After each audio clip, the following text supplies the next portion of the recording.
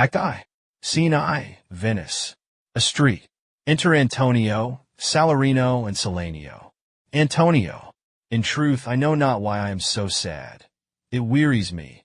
You say it wearies you, but how I caught it, found it, or came by it, what it's made of, I am yet to learn, and such a dolt this sadness makes of me, that I can hardly recognize myself.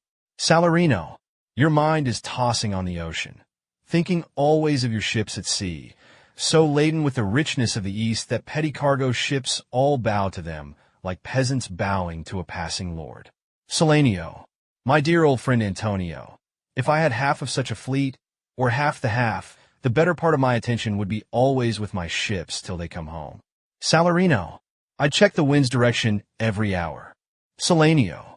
I'd peer at maps to study ports and road. Salarino. Imagining the nasty tricks that fate. Salanio. Or pirates. Salarino. Shoals and storms. Salanio. Or lack of wind.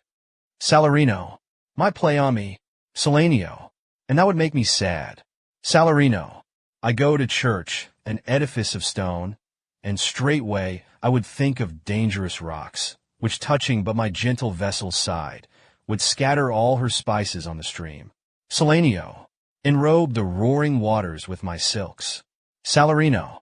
Imagining such things, I know our friend is sad to think upon his merchandise. Antonio. Believe me, no. I thank my fortune for it. But if one ship fails to come to port or two, the others will, and even one arrival is enough to make me whole.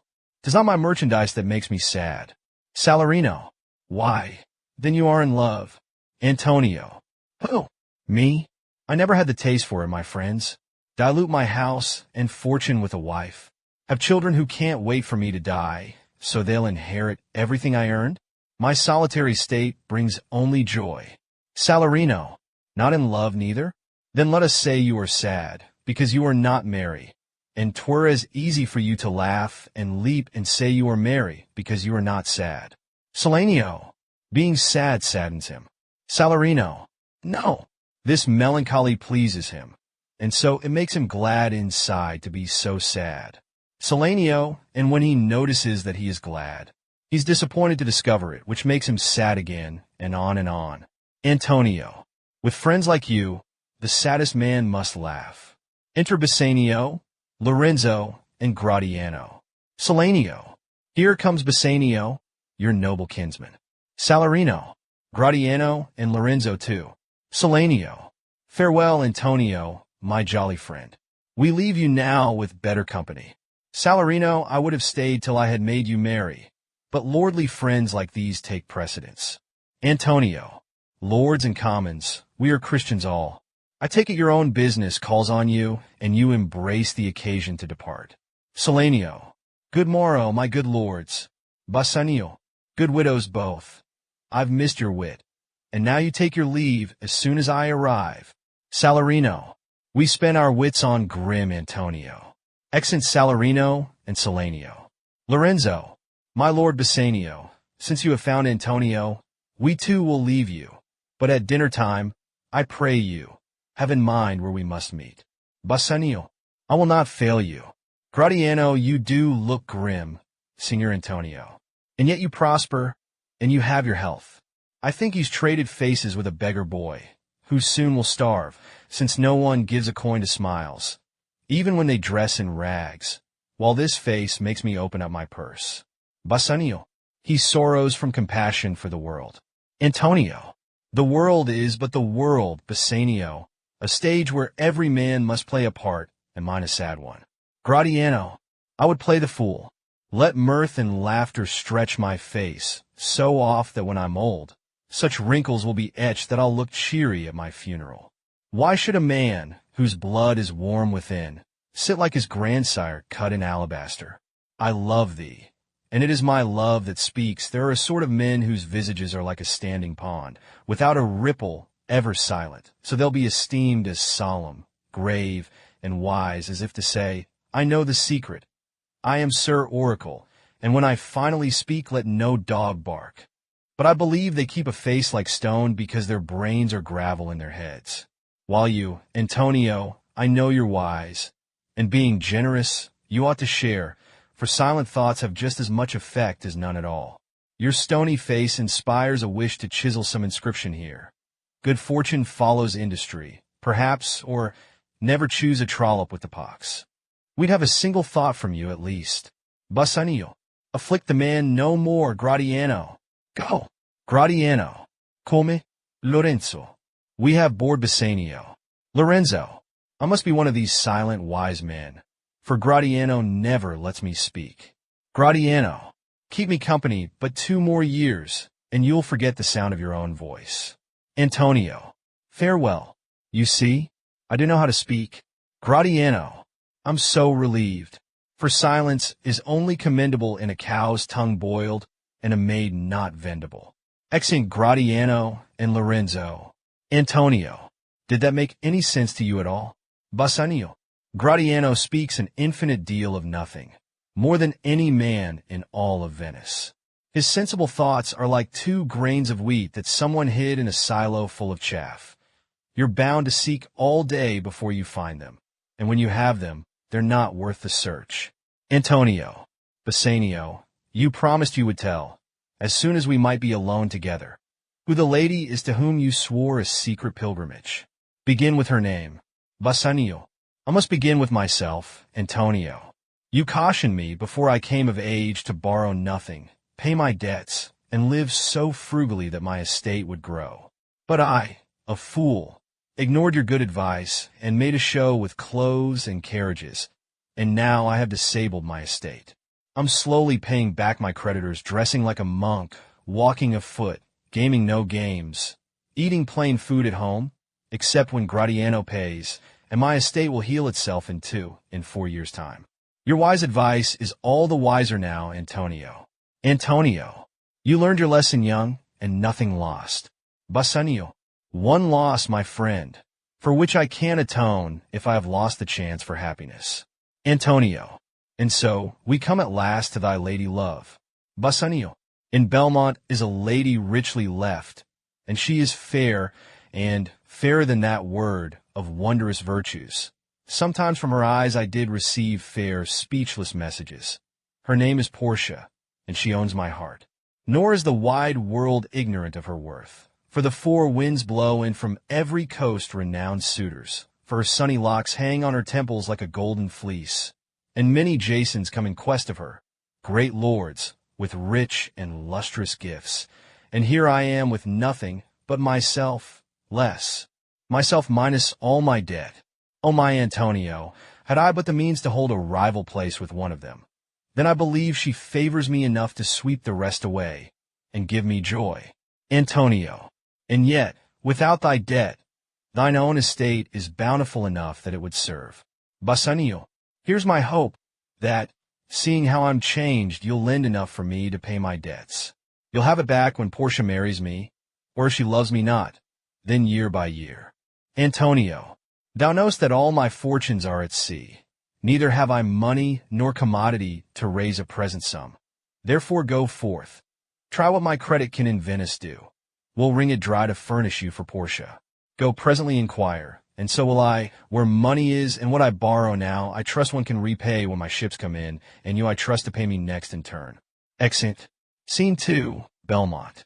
A room in Portia's house. Enter Portia and Nerissa. Portia. How many visitors will come today? The whole world seems to seek my hand, the bones and hair and face attached to it, and all my father's lands and goods. And I must let them court me one by one. My little body is a-weary of the world. Nerissa, you would be weary indeed, sweet madam, if your miseries were in the same abundance as your good fortunes are. And yet, for all I can see, people who eat too much sustain as much hurt as those who starve with nothing. How pleasing would it be if no one sought your hand? It is no middling happiness, therefore, to be seated in the middle. Having too much sends you gray hairs sooner, while having just enough never wears you out. Portia, good sentences and well pronounced. Nerissa, they would be better if you followed them. Portia, if to do were as easy as to know what's good to do, chapels would be churches and poor men's hovels would be princes' palaces. I can easier teach 20 what's good to be done Then be one of the 20 and follow my own teaching.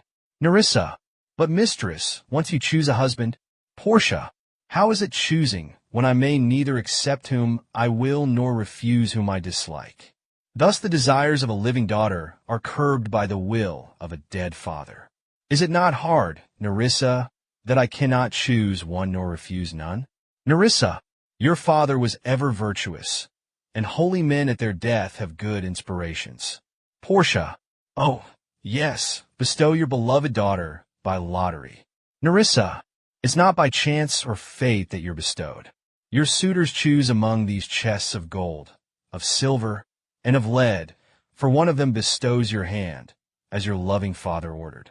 Portia, one chest contains my hope of happiness, ruined if the wrong man chooses it. Nerissa, your father promised you no man would choose rightly, saving him who will rightly love. Of all the princely suitors who have come, has any stirred some warmth in your affection? Portia, list their names, and I'll describe each one. You'll know from my description my affection. Nerissa, first the Neapolitan prince. Portia, oh, he's a stallion, isn't he? All he talks about is horses, and keeps comparing himself to his noble steed until I'm surprised he doesn't shoe himself. I much suspect his lady mother played false with a smith. Nerissa, then we have the Count Palatine. Portia, he does nothing but frown, disapproving of everything and everybody. He hears merry tales and smiles not. I fear he will turn out to be a weeping philosopher when he grows old, being so full of unmanly sadness in his youth. Nerissa, I take it neither stirs your warm affection? Portia, I'd rather be married to a death's head with a bone in its mouth than to either of these. Nerissa, what think you of the French lord, Monsieur Le Bon? Portia, God made him, and therefore let him pass for a man. In truth, I know it is a sin to be a mocker, but whatever any other man claims, then he claims more. He has a horse better than the Neapolitans, a better bad habit of frowning than the Count Palatine. If a bird sings, he falls straight to dancing. He will fence with his own shadow. He is every man at once, so if I married him, I should marry 20 husbands. And 20 is too many for me to make happy. Nerissa, what say you, then, to Falconbridge, the young Baron of England? Portia, you know I say nothing to him, for he understands not me, nor I him. He is neither Latin, French, nor Italian, and if I were accused in court of speaking English, you could testify that I'm completely innocent. He is the picture of a proper man, but alas, who can converse with a dumb show? And how oddly he is dressed! I think he bought his doublet in Italy, his round hose in France, his bonnet in Germany, and his behavior everywhere. Nerissa, what think you of the Scottish lord, his neighbor? Portia, he seems to be a man with nothing of his own, for when he needed a box in the ear, he borrowed it from the Englishman, and swore that he'd repay him when he was able, and then he asked the Frenchman to guarantee the loan.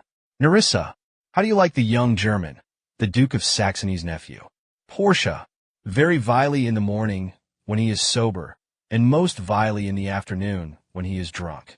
When he is best, he is a little worse than a man, and when he is worst, he is little better than a beast. No matter if I yearned most desperately for a husband, and him the last unmarried man on earth, I'd make shift to do without him. Nerissa, you mean that if he should choose the right casket, you would refuse to perform your father's will? Oh, Portia, you gave your promise to obey his will in this.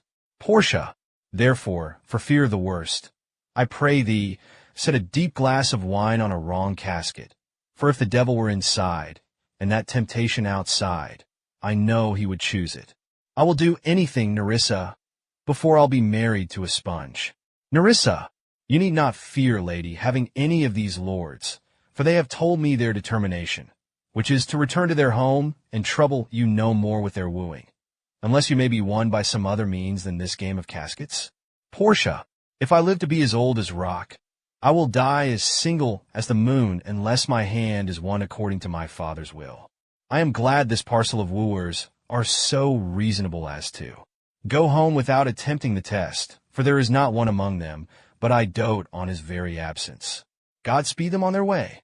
Nerissa, do you not remember, lady, when your father was still alive, there was a young Venetian, a scholar and a soldier, who came here in company with the Marquis of Montferrat.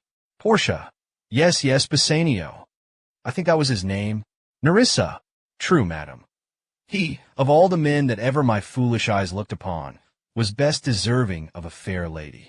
Portia. I remember him well, and he was worthy of such praise. But with these rich lords and princelings cluttering my porch, I fear that such a man of great worth and small title will never find my door. Enter a servant. How now? What news? Servant, the 4 strangers seek for you, madam, to take their leave. And there is a foreigner come from a 5th, the Prince of Morocco, who brings word the prince's master will be here tonight. Portia, if I could bid the 5th welcome with so good a heart as I can bid the other 4 farewell, I should be glad of his approach. Nerissa, but he's as dark of skin as a funeral costume. Portia, then he should treat me like a corpse and bury me rather than marry me. Nerissa, no, treat you like a cow and drive you rather than wive you. Portia, no, treat me like a baker and bread me rather than wed me. Nerissa, treat you as a horse treats an unwelcome rider. Porti appunto come? Nerissa. Sirrah, go before. While we shut the gates upon one wooer, another knocks at the door. Exit. Scene 3. Venice. A public place. Enter Bassanio and Shylock. Shylock, 3,000 ducats swell. Bassanio, I, sir, for 3 months. Shylock, for 3 months, well. Bassanio, for which, as I told you, Antonio shall be bound. Shylock, Antonio shall become bound, well. Bassanio, will you lend the money? Shall I know your answer? Shylock, 3,000 ducats for 3 months, and Antonio bound. Bassanio, your answer to that? Shylock, that Antonio is a good man. Bassanio, have you heard any imputation to the contrary? Shylock, oh, no. My meaning in saying he is a good man is to have you understand me that he is sufficient for your bond. Yet his means are in supposition. He has an argosy bound to Tripoli, another to the Indies.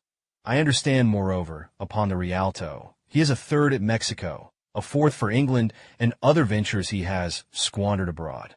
But ships are but boards, sailors but men. There be land rats and water thieves and land thieves, I mean pirates, and then there is the peril of waters, winds, and rocks. The man is, notwithstanding, sufficient. 3,000 ducats. I think I may take his bond. Bassanio, be assured you may.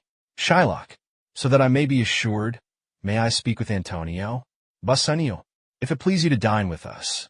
Shylock, yes, to smell pork, to eat of the habitation which your prophet the Nazarene conjured the devil into. I will buy with you, sell with you, talk with you, walk with you, lend to you, but I will not eat with you, drink with you, or pray with you. What news on the Rialto? Who as he comes here? Enter Antonio. Bassanio, this is Signor Antonio. Shylock, aside, how like a fawning publican he looks.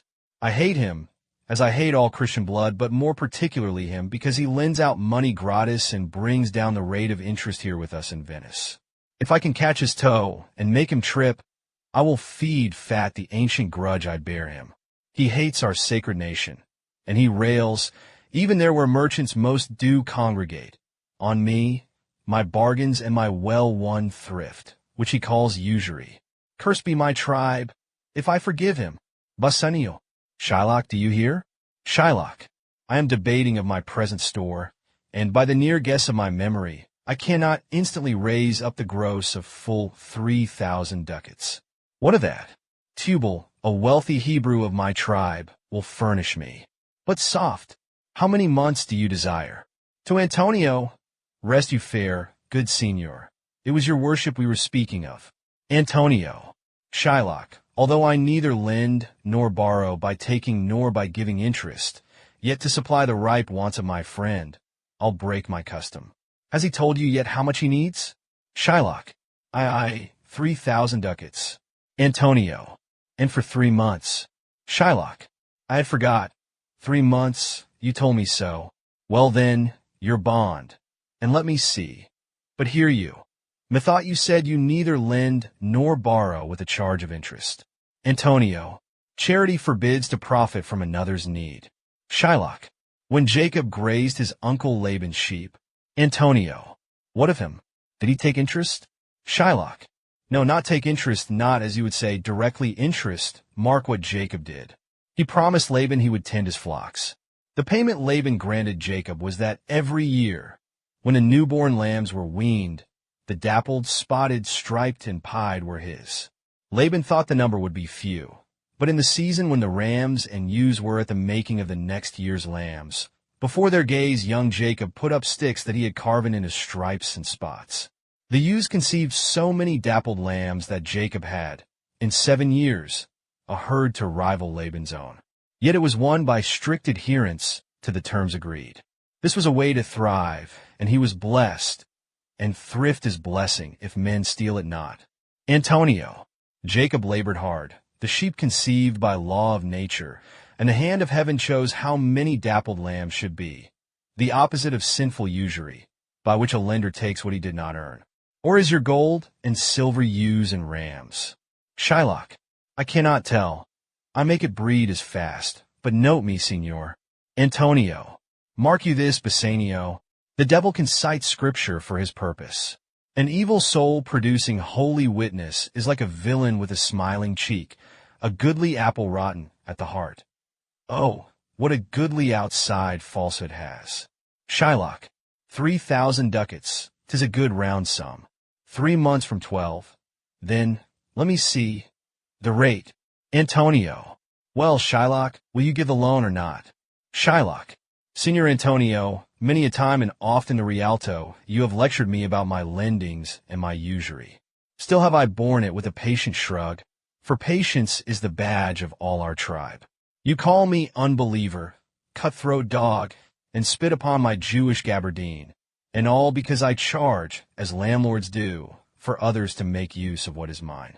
Well then, it now appears you need my help. Shylock, we would have moneys. This you say, you that did spit your mucus on my beard, and foot me as you spurn a mangy stray over your threshold. Moneys is your suit. What should I say to you? Should I not say, has a dog money? Is it possible a cur can lend 3,000 ducats? Or shall I bend low, and in a servant's whine, with bated breath and whispering humbleness, say, Sir, you spit on me on Wednesday last. You spurned me Thursday. Saturday you called me dog. And for these courtesies I'll lend you all the coin you say you want. Antonio, I am as like to call you so again, to spit on you again, to spurn you too. If you will lend this money, lend it not as to your friends. For when did friendship charge a fee for barren metal from his friend? But lend it rather to your enemy. And if he break the terms, you can with joy and no regrets exact the penalty. Shylock. Why, look you, Christian, how you fret and storm. I would be friends with you and have your love. Forget the shames that you have stained me with. Supply your present wants, and take no drop of interest for my moneys. And you won't hear me. Am I not kind? Bassanio. Indeed, and generous. Shylock. Go with me to a notary. Seal me there your single bond.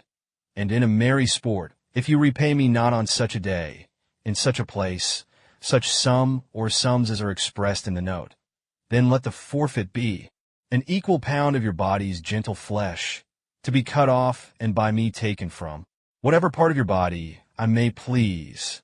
Antonio. Content and faith. I'll seal to such a bond, and say there is much kindness in the Jew. Bassanio.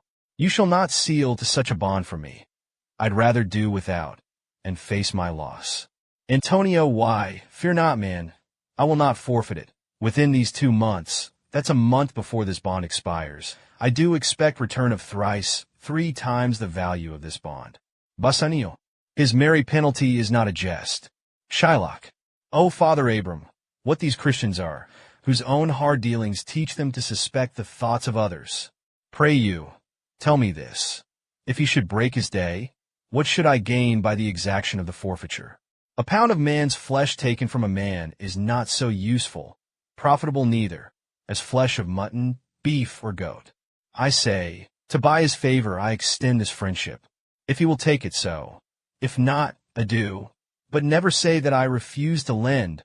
Antonio. Yes, Shylock, I will sign and seal this bond. Shylock. Then meet me forthwith at the notary's. Give him direction for this merry bond, and I will go and purse the ducats straight. then to my house, which I left in the wretched care of a worthless ninny, and within the hour I will be with you. Antonio, will be there, gentle Jew. Exit Shylock. The Hebrew will turn Christian. He grows kind. Bassanio, I like not fair terms and a villain's mind. Antonio, come on.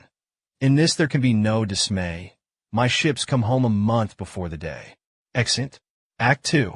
Scene 1. Belmont. A room in Portia's house. Flourish of cornets. Enter the Prince of Morocco and his train. Portia, Nerissa, and others attending. Morocco. Mislike me not for my complexion. My people, dwelling neighbors to the sun, are given shadowed skin for our relief. Now, seeing thee, so wondrous fair, I wish to be the cloth of black or sable fur on which the jeweler sets his fairest stone, the better to display its dazzlement. Portia, I have no fear of unfamiliar hues. A woman's heart will sooner judge the face by graces only seen in words and deeds. Besides, the lottery of my destiny bars me the right of voluntary choosing. By matching wits against my father, you, not I, will choose what face my husband wears. Morocco, but thou art not indifferent to the choice? Portia, in sober truth I tell you, sir, that I am pleased no less by you than any other of the wooers who have come to call on me. Morocco, for that I thank you, lady. Now, I pray, lead me to the caskets, to the test that will decide my future happiness. Portia, lesser men have left without attempting it, for there's a penalty to choosing wrong. Morocco, I've faced down death upon the battlefield.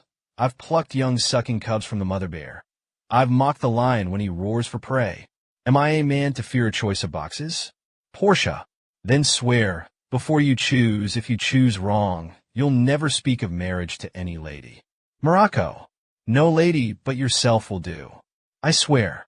And after dinner, when the choice is made, I'll be most blessed or most accursed of men. Cornets, and exeunt. Scene 2. Venice. A street. Enter Guinevere.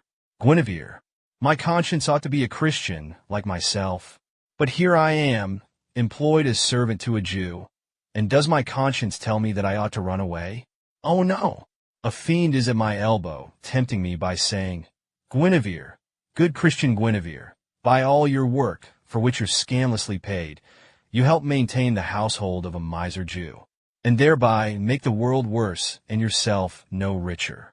My conscience at my other elbow answers him, obey the law, remain a servant, work until you die.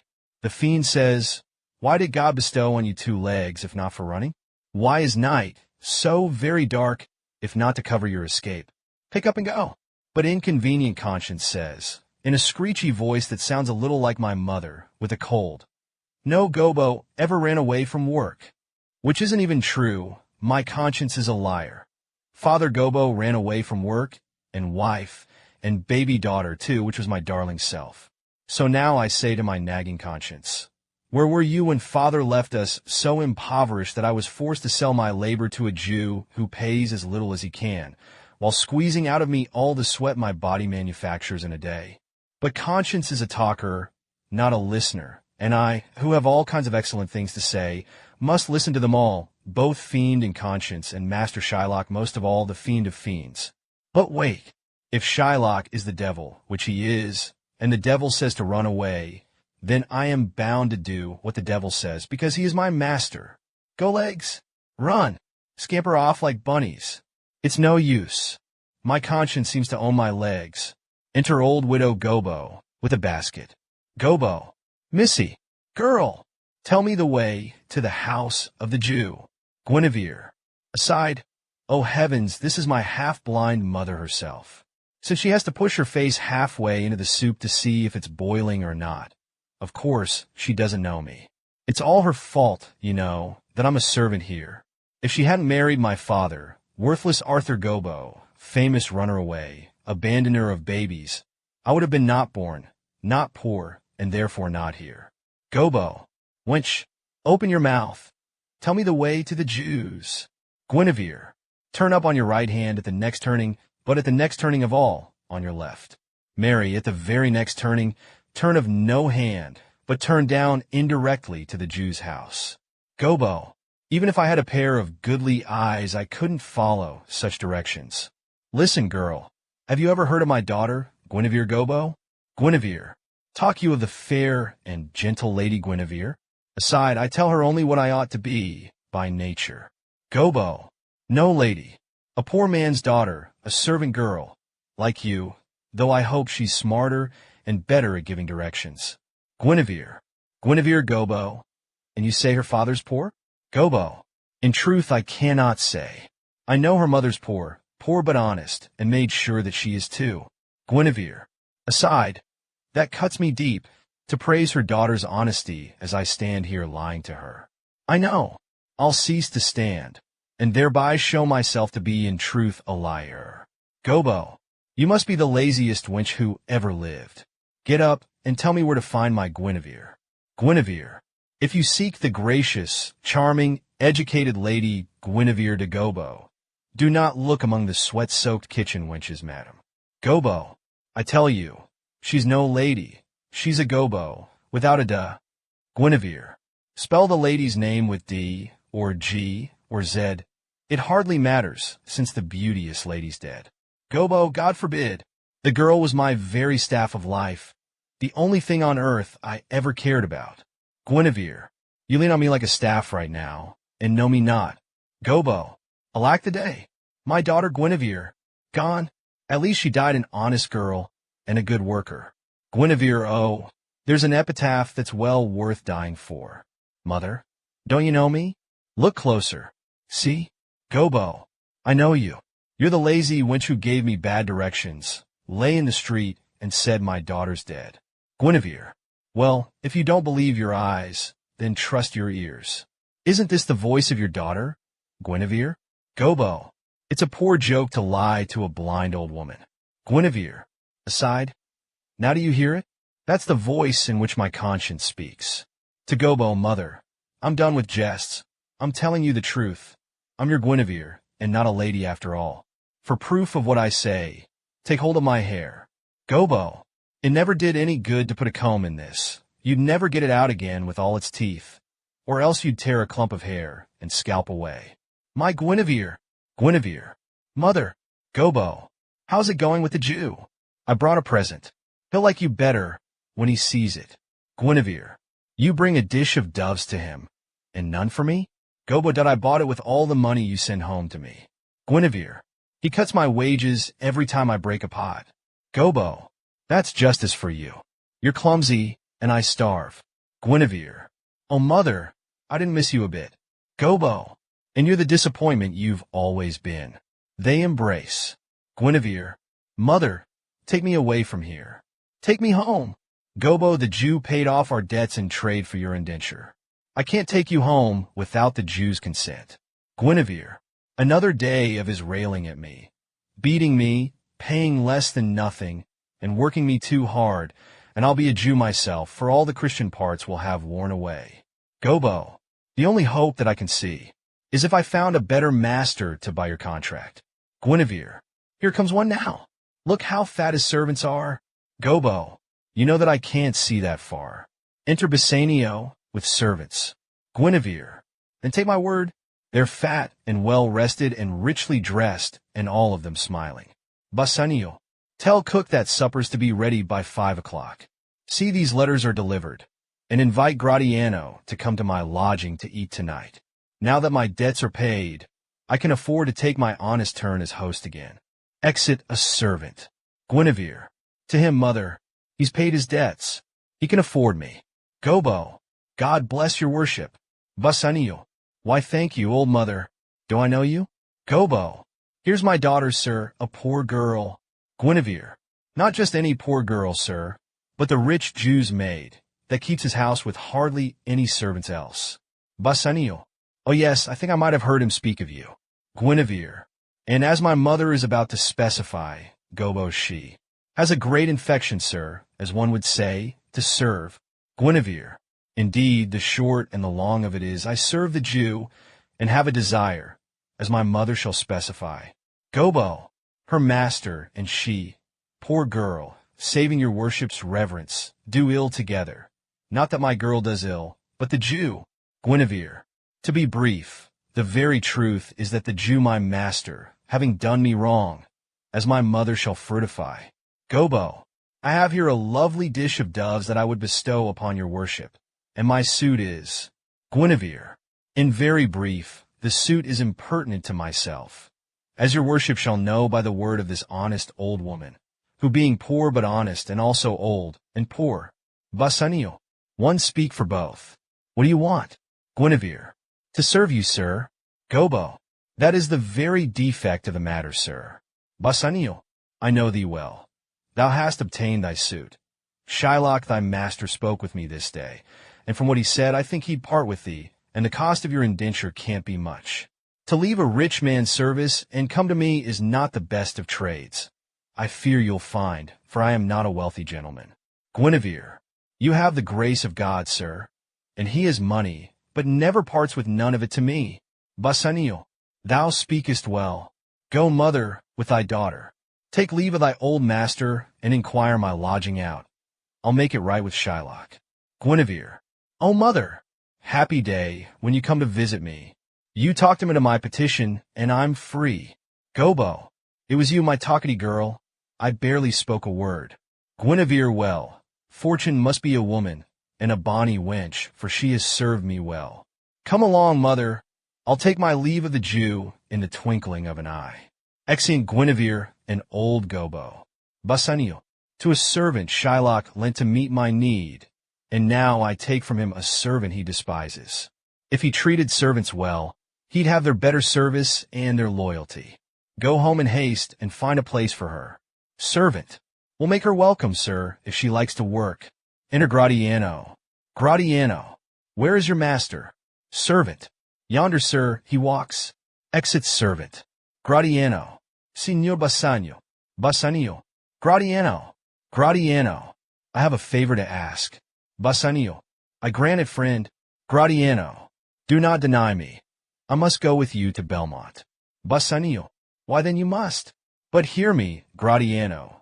You are too wild, too rude and bold of voice. I like those things about you for myself, and in my eyes they don't appear as faults. But those who do not know you, take them ill. So please, take pain to put a tether on your skipping spirit, lest through wild behavior I be misconstrued by my lady love, and lose my hopes. Gratiano. Signor Bassanio, hear me. If I do not put on a sober habit, talk with respect and swear but now and then, were prayer books in my pocket, look demurely, nay more, while grace is saying, hood mine eyes thus with my hat, and sigh and saying, use all the observance of civility, as if my grandmother were watching me. Look at my knuckles where they bear the scars of all the time she disapproved of me. Then you can call me names and kick my dog. Bassanio. Well, I shall watch how you behave, my friend. Gratiano. Nay, but I don't include tonight in the vow. You shall not judge me by what we do tonight. Bassanio.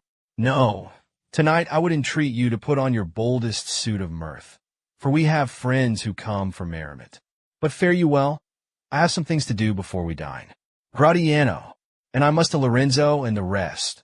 But we will visit you at supper time. Exeunt. Scene 3. The same. A room in Shylock's house. Enter Jessica and Guinevere. Jessica. I am sorry you will leave my father so. Our house is hell, and you, a merry devil, did rob it of some taste of tediousness. But fare you well. Here is a ducat for you. And Guinevere. Soon at supper you will see Lorenzo, who is your new master's guest. Give him this letter. Do it secretly, and so farewell. I would not have my father see me talking with you. You know his wrath. Guinevere. Adieu. Tears exhibit my tongue. Most beautiful pagan and sweetest Jew, beware. I fear some Christian man might play the knave, thinking promises he makes to Jews don't count. Jessica. He did not make a promise to a Jew, nor to the daughter of a moneylender. What he might have said, he would have said to me, and I'm not quick to trust in any man. Guinevere. You treated me, a servant, like a friend. I'm now a friend who gladly serves you still. Adieu. I fear that I might drown in tears. Jessica. Farewell, good Guinevere. Exit Guinevere. Alack, what heinous sin is it in me to be ashamed to be my father's child? But though I am a daughter to his blood, I am not to his manners. O Lorenzo, keep your promise, and I'll end this strife, become a Christian and thy loving wife. Scene 4. The same. A street. Enter Gratiano, Lorenzo, Salarino, and Salanio. Salarino. But you're not dressed for dinner yet, I think. Gratiano.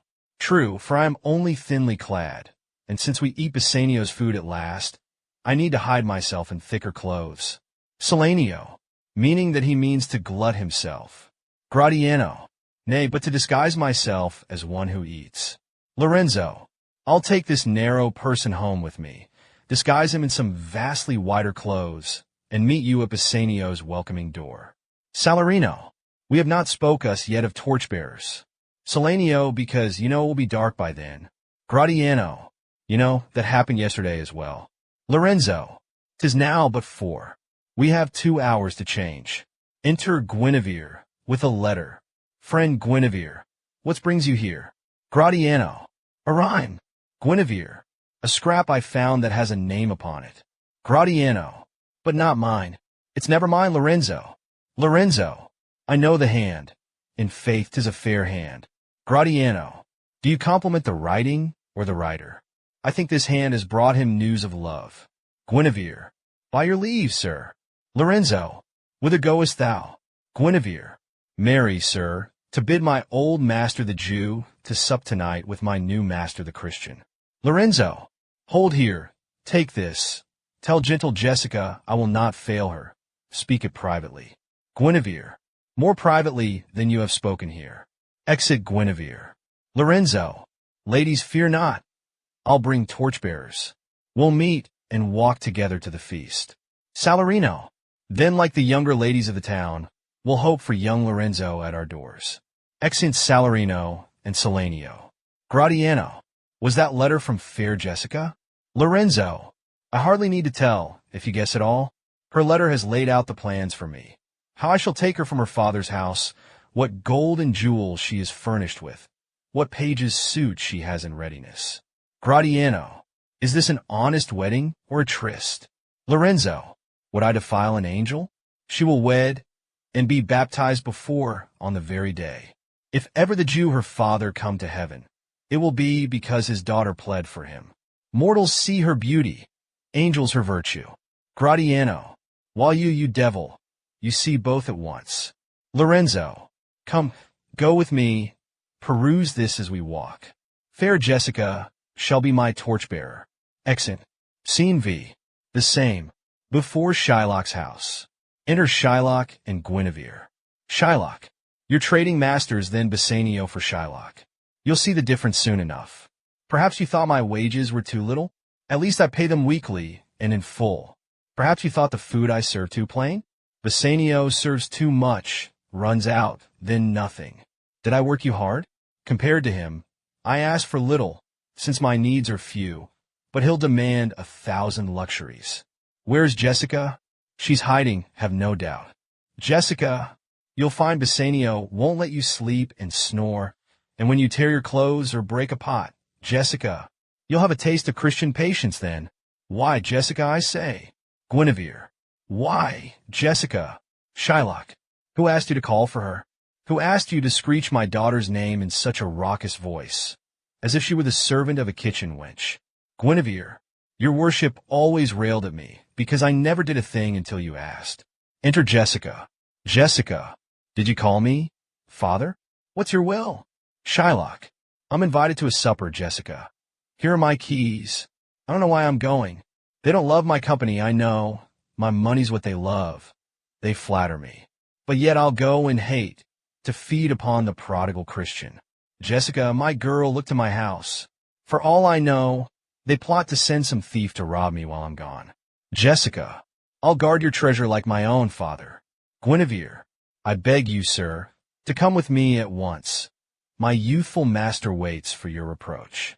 Shylock, I'm sure he does. I've had enough of his. Guinevere, and if my master and his friends conspire, it's not to plan a burglary, unless they stand outside your house and serenade your money till it climbs out by itself. Shylock, so there is a plot against me, do you say? Guinevere, These tenors never break the glass to get inside. They woo at windows, singing of their love. Why steal what maidens freely give? Their hearts. Jessica. Beware of burglars singing baritone. Shylock. Why, Jessica, you do me proud to show that you're as clever as a kitchen slut. Between your witticisms, hear me well, lock up my doors. And if some imbecile should come to serenade, I give consent for you to pour a chamber pot upon his head. Otherwise keep the windows tightly shut. Let not the sound of shallow foppery enter my sober house. By Aaron's rod, I swear I'm in no mood for a foolish Christian feast. But go ahead, disloyal wench, and say that Shylock's coming quickly, with a smile. Guinevere, I'll fly ahead and give your message, sir. Look out your window, mistress, when it's dark. You'll see a Christian tenor by and by, who looks to sing duets with a lady Jew. Exit. Shylock, what did that lazy smartmouth lackwit say? Jessica, she said farewell for the last time ever, father. Shylock, Bassanio's welcome to her. Yes, she's kind, but a huge feeder, snail slow on errands, a sleeper whenever she finds some level ground. This hive of mine is not a home for drones, therefore I part with her, and part with her. To one who wasted his own estate, and now will waste a borrowed one, with her to help. Well, Jessica, go inside and wait. Perhaps not long. I may return at once. Do as I bid you. Shut doors after you. Strong lock, no talk. Jessica, fast bind, fast find. Shylock, trust never, keep ever. Proverbs never stale in a thrifty mind. Exit. Jessica, now at the end of all, you make me sad with the fatherly game that once I took for love. But I will not deceive myself about your heart. You gave it long ago to gold. A warmer treasure will be mine tonight. By morning, if my fortune be not crossed, I'll have a father, you a daughter lost. Exit. Scene 6. The same. Enter Gratiano and Salarino masked. Gratiano. This is the window where Lorenzo said we were to stand, disguised in masks, and sing. Salarino. He's late, I think, and he didn't say to sing. Gratiano. Lorenzo's love is like a corpse, both late. We have to sing. Why else do we wear these masks? Salarino. I can sing without a mask. Gratiano. But with a mask, no one can tell which singer has which voice. Salarino. I see. You want to steal my reputation. Sings, the poet writes of love. The singer sings of love, while lovers love to love. Love always rhymes with love. Gratiano. Whoever wrote that miserable verse should wear the mask. But I will claim the voice. Salarino. No one will think you sing so high and sweet. Gratiano. But I'll tell everyone you sing like this. Sings, I'll give you a mighty wallop if you say my love's a trollop. Salarino. No one will believe I sang such agony. Gratiano. But I rhyme different words. That's the challenge, finding a rhyme for the Roman goddess of love. Help me, fair Salarino. My mind's a blank. Salarino, here comes Lorenzo. I'll have to slap you later. Enter Lorenzo. Lorenzo. Sweet friends, forgive my keeping you so long. I had too many things to do before we hide aboard a ship and sail away. Clothing, food, and then a quiet priest to baptize her and make us man and wife. When you decide to steal a wife or husband, I'll stand watch for you in turn.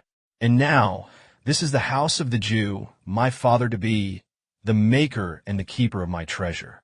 Ho! Within, enter Jessica, above, in boy's clothes. Jessica, who are you? Tell me, for more certainty, although I'd swear I know your tongue. Lorenzo. Lorenzo. Jessica. Many men in Venice have that name. Lorenzo. I'm the Lorenzo who saw you, Jessica. For any man who sees you, loves you. And if you answer love for love, my love, I'll be a happy exile for your sake. The blessedest Lorenzo in the world. Gratiano. And that's the idiotic song of love. Jessica. Lorenzo, certain, and my love indeed. Here, catch this casket. It is worth the pains. I'm glad it's night. So you can't see me well, for in these boyish clothes I'm not myself, and you would not have loved me as I am. But love is blind, and lovers cannot see the shames and follies they endure for love. Lorenzo, come down, for you must be my torchbearer. Jessica. What? Must I hold a candle to my shame? It is an office of discovery, and I should be obscured. Lorenzo. And so you are, apparelled as a very pretty boy, and passers-by will only see the light, and take no notice of the boy who bears it. But come, for night is running quickly out, and we're expected at Bassanio's feast. Jessica. I'll lock the doors, and underneath these clothes put on more ducats, and be with you straight. Exit above. Gratiano. She'll make a thief of you again. When you behold the gold she puts against her skin. Lorenzo. She is the gold that stirs my greedy heart. For she is wise, if I can judge her fairly. Fair she is, if eyes that love be true. And true she is, as she has wisely shown. And therefore, like herself, wise, fair, and true, she has entrusted all she has to me, and all she needs and hopes for, I will be. Enter Jessica, below. You've finally come? These servants dally, so a gentleman can't find a ready page. Gratiano. Delay is fine with me, if there were gold. Salarino. You are a brave and trusting girl, no boy. Lorenzo. Come on at once. We're late. We're late. Exit Lorenzo with Jessica, and Salarino enter Antonio. Antonio. Who's there? Gratiano. Signor Antonio. Antonio. Fie, Gratiano. Where are all the rest? It's 9 o'clock, and now there'll be no feast, because the wind has come about, and so Bassanio must sail at once for Belmont, where his hope of love awaits him now. Bassanio will go aboard by 10, and if you wish to travel with him, haste. I sent out 20 men to seek for you. Gratiano. I'm glad indeed. I wish no more delight than to be under sail and gone tonight. Exit. Scene 7. Belmont. In Portia's house. Enter Portia, Prince of Morocco, and Nerissa. Portia. Reveal the caskets to this noble prince. Now make your choice. Morocco. The first of gold which this inscription bears. Who chooses me shall gain what many men desire. The second silver which this promise carries. Who chooses me shall get as much as he deserves. This third, dull lead, with warning just as blunt. Who chooses me must give and hazard all he has. But how will I know if I have chosen right? Portia. But one of them contains my picture, Prince. If you choose that, then I am yours by right. Morocco. May God direct my judgment. Let me see. Who chooses me must give and hazard all he has. Must give for lead? Hazard all for lead? Tis cascit tritens. Men that hazard all do it in hope of fair advantages. A golden mind stoops not to shows of dross. I'll neither give nor risk a thing for lead. What says the silver with her moon-like hue? Who chooses me shall get as much as he deserves. I weigh my value with an even hand. If I am rated by my estimation, then I deserve enough, and yet enough may not extend so far as to this lady, and yet to be afraid of my deserving is but a weak disabling of myself. I do in birth deserve her, and in fortunes, in graces, and in qualities of breeding, but more in love for her I do deserve. What if I strayed no further, but chose here? Let's see once more this saying carved in gold. Who chooses me shall gain what many men desire. Why, that's the lady. All the world desires her. From the four corners of the earth they come, to kiss this shrine, this mortal breathing saint. Through desert, over mountains, crossing seas with waves that spit against the heavens, these they mount as readily as stepping stones, or cross as lightly as a brook, and all to see the beauty of fair Lady Portia. One of these three contains her heavenly picture. Would such a portrait be encased in lead? Nor devils would despise her beauty so. Or shall I think in silver she's concealed, a metal that will tarnish in a week? Impossible. A jewel such as this is never set in less than purest gold. Here do I choose, and thrive I as I may. Portia here, take the key, my prince, and open it. If there you find my form, then I am yours. He unlocks the golden casket. Morocco. Oh hell, what have we here? The head of death, within whose empty eye there is a scroll. Reads, all that glitters is not gold. Often have you heard that told. Many a man his life has sold, but my outside to behold. Gilded tombs do worms enfold. Had you been as wise as bold, young in limbs, in judgment old, Your answer had not been inscrolled. Fare you well. Your suit is cold. Cold indeed, and all my labors lost. My word of honor's given, to my cost. I'll never speak of marriage to a maid, and so my bed will be as cold as frost. Portia, adieu. I have too grieved a heart to take a tedious leave. Thus losers part. Exit with his train. Flourish of cornets. Portia, cover up the caskets. They have done the work my father set for them to do. I was protected from a prince I did not want. So far, at least, my father has been kind. Exeunt. Scene 8. Venice. A street. Enter Salarino and Salanio. Salarino. I saw Bassanio when his ship set sail, with Gratiano by him on the deck. Lorenzo wasn't with them, I am sure. Salanio.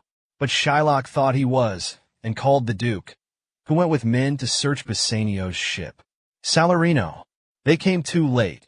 Bassanio had sailed, but Antonio swore he was not in the plot. Then news arrived that in a gondola were seen Lorenzo and his Jessica. Salanio.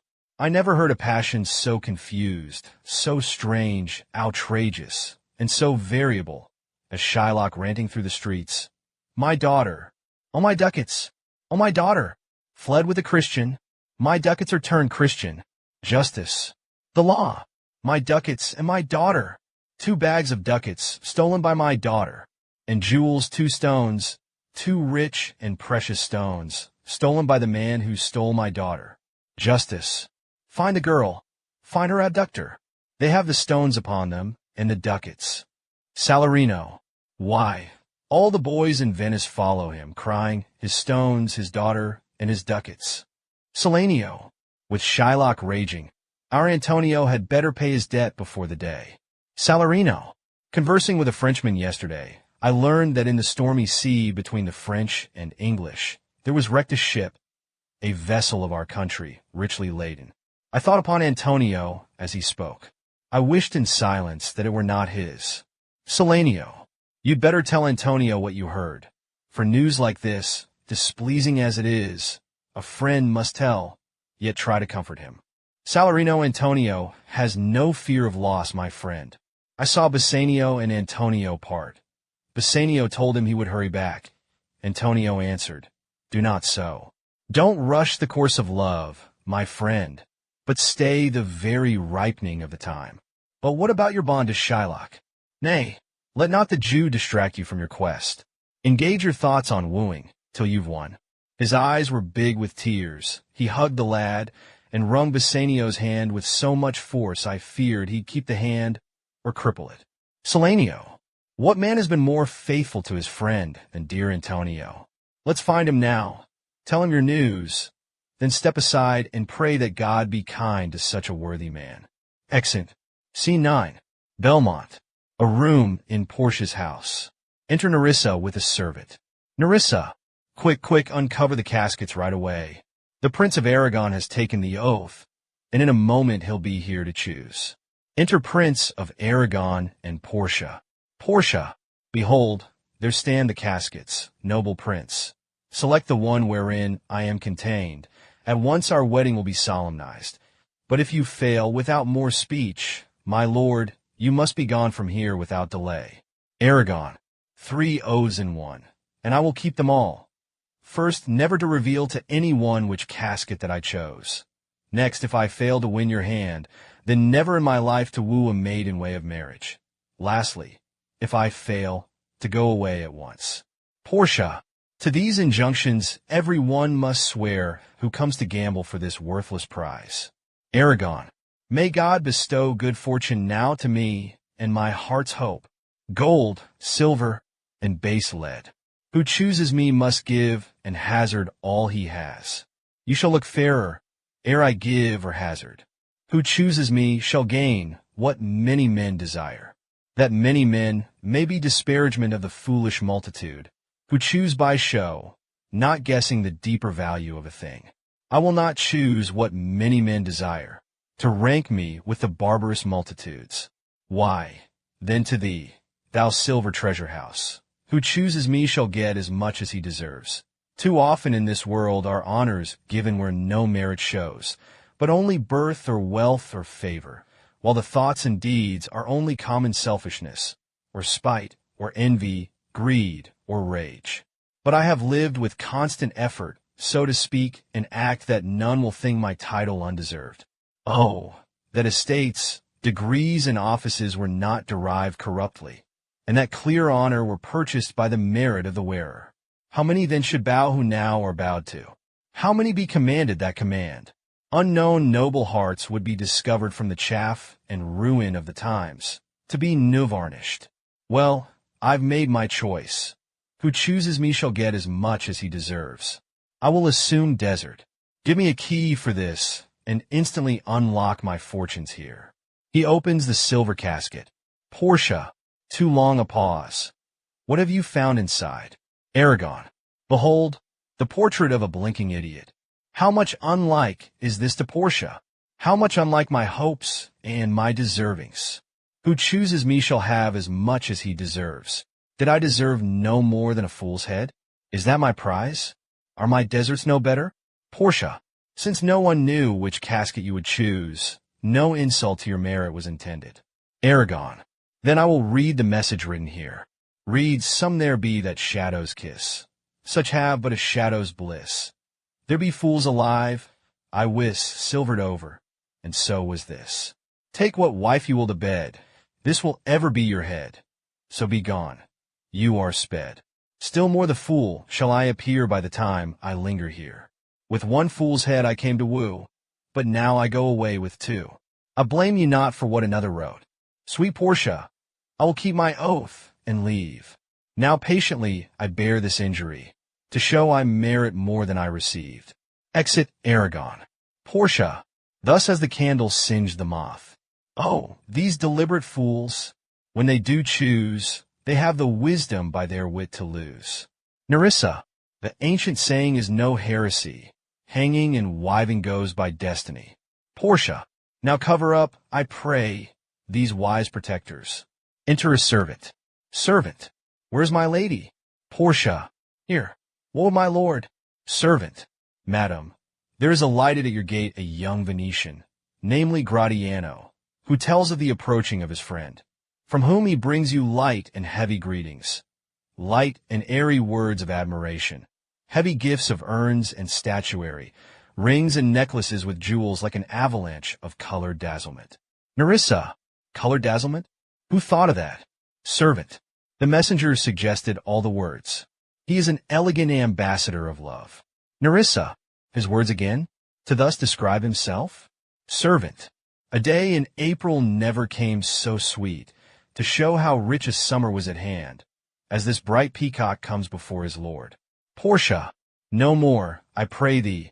I am half afeard that next you'll say he is some kin to you, which would explain your fawning praise of him. Nerissa, we must quickly go and see the messenger who comes so mannerly. Nerissa, who cares about the herald? Let it be Bassanio whose coming he foretells. Exit. Act 3. Scene I, Venice. A street. Enter Salanio and Salarino. Salanio. Now, what news on the Rialto? Salarino.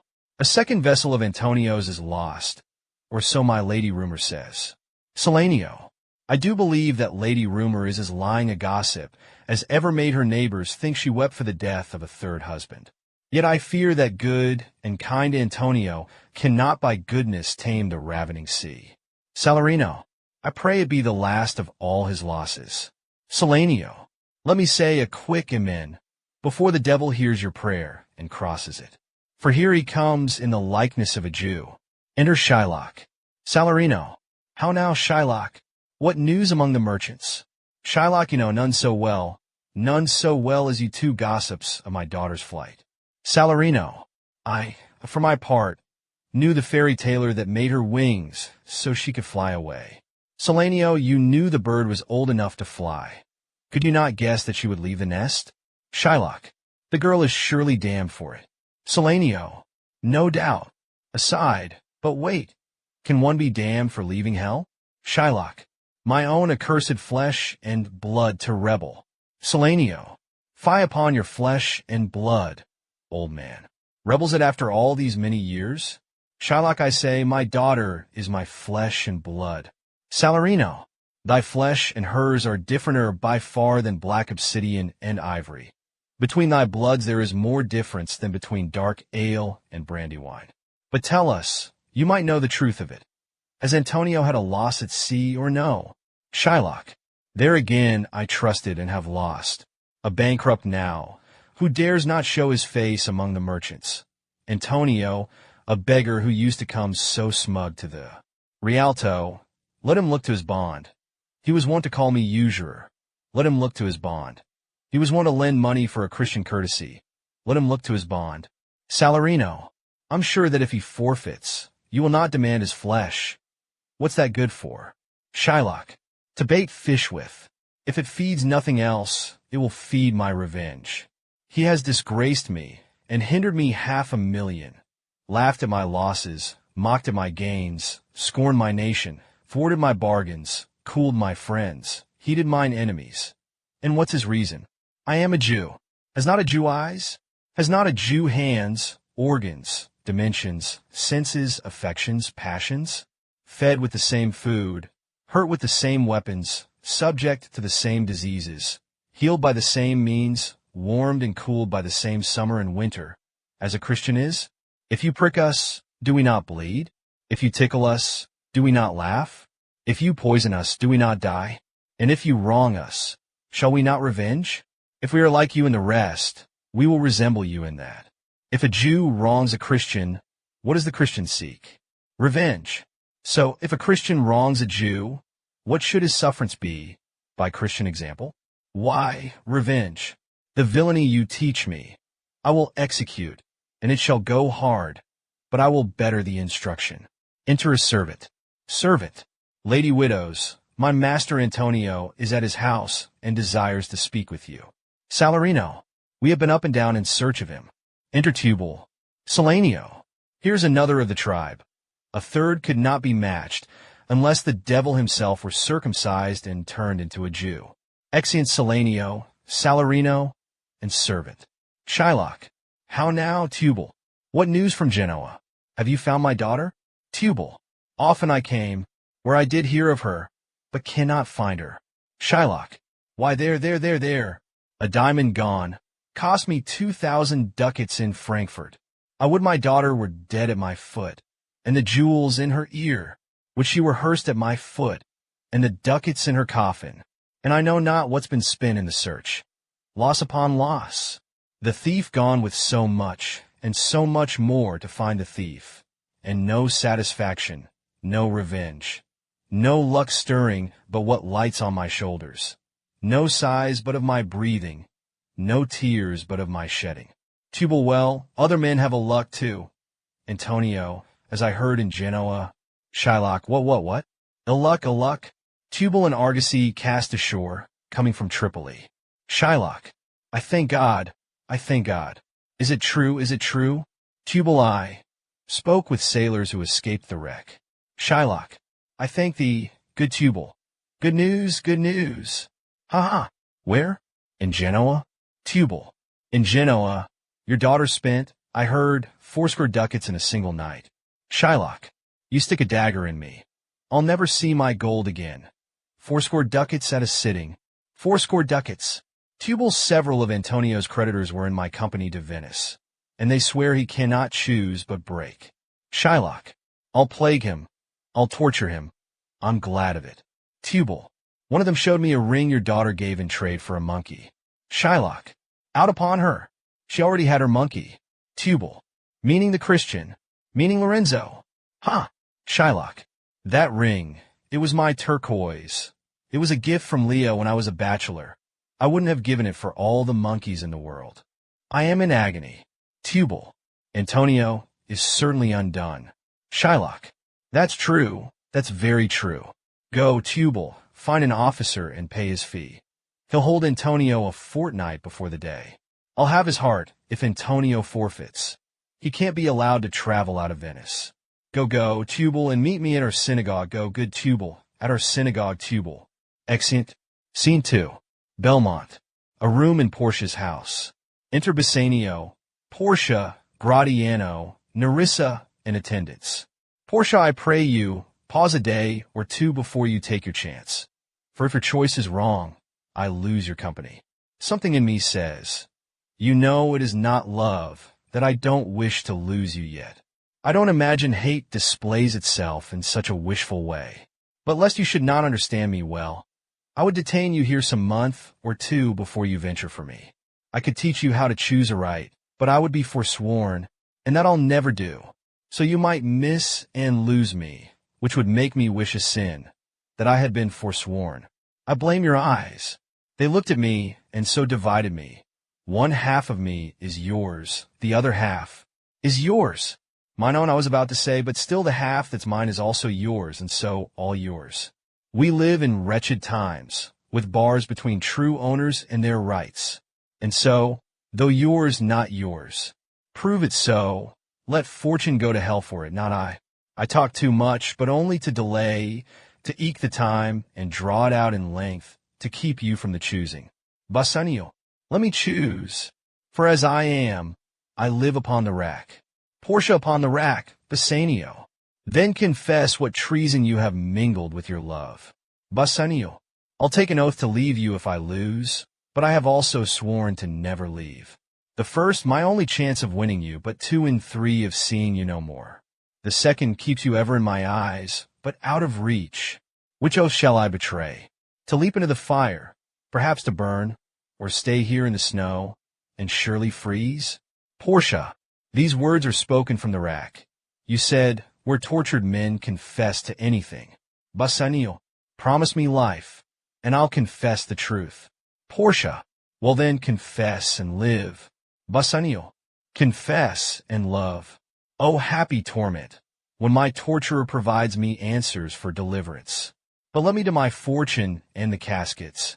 Portia, away then? I am locked in one of them. If you do love me, you will find me out. Nerissa and the rest stand all aloof. Bassanio, the outward show might well be meaningless. The world is easily fooled with ornament. In law, a villain's plea may be corrupt, but seasoned with a lawyer's gracious voice, the evil is disguised, while in religion, what damned error, but some sober brow will bless it and approve it with a text, hiding the grossness with fair ornament? There is no vice so vile, but it assumes some mark of virtue on its outward parts. How many cowards wear a boasting face and are esteemed courageous by the world? How many beauties by their grace by weight, so that those curled and rampant golden locks, which make such wanton gambols with the wind, began their lives upon another head? Therefore, gold, I have no use for thee, nor none of silver, which is used for coin that passes hand to hand in common use. Thou, simple, unassuming lead, in thee a man will hide his treasure, knowing well how easily it will be overlooked. So here choose I, joy be the consequence. Portia, aside, he chooses right. And now my heart is torn between 2 loves, 2 boundless ecstasies. My absent father's love protected me, then gave me to the husband of my hopes. I thank him now, despite my old complaints. And good Bassanio could not request permission from my father, face to face, yet still my father's blessing he has earned. 2 men who never met conspired, as one, to burst my heart with happiness. O love, be moderate, allay thine ecstasy, I feel too much this blessing. Make it less, or make me strong enough to hold it all. Bassanio, what find I here? Opening the leaden casket, fair Portia's image. Seeing such a face, 1,000 years from now, a man would weep because the fair original was gone, and go unmarried, grieving, to his grave because no living woman could compare. So I am blessed compared to such a man, for I can turn and see her in the flesh, more glorious than painter can depict, or poet celebrate, or singer sing. What words are written on the scroll? Reads, you that choose not by the view, chance as fair and choose as true. Since this fortune falls to you, be content and seek no new. If you be well pleased with this and hold your fortune for your bliss, turn you where your lady is and claim her with a loving kiss. The scroll bestows your kiss on me, my love, but I will not accept it for the scroll, nor for the picture, nor the leaden box. My rightful choosing merely sweeps away the obstacles, so I can take your hand and pledge my freely given love to you, and ask if you will freely pledge to me. Portia, you see me, Lord Bassanio, where I stand. I am the prize this contest must award, and yet, so worthy is the victor, I can only wish that I were 20 times, 1,000 times more fair, 10,000 times more rich, to match the merit of the man. Instead, this is the simple sum of me, a girl unschooled and inexperienced, happy in this. She is not yet so old, but she may learn. Happier than this, she is not bred so dull, but she can learn. Happiest of all is that her gentle spirit commits itself to yours to be directed, as from her lord, her governor, her king. Myself, and what is mine to you and yours, is now converted. Till now I was the lord of this fair mansion, master of my servants, queen of my despairing self. And now this house, these servants, and this same myself are yours, my lord. I give them with this ring. It is my heart. Oh, hold it, guard it well. The day you part from, lose, or give away the ring, I'll know that you no longer love. Bassanio, this is your heart. It pumps the blood of life. And if my finger ever loses it, my blood will stop, congeal, grow cold. For if you see this ring without my hand, oh, then be bold to say Bassanio's dead.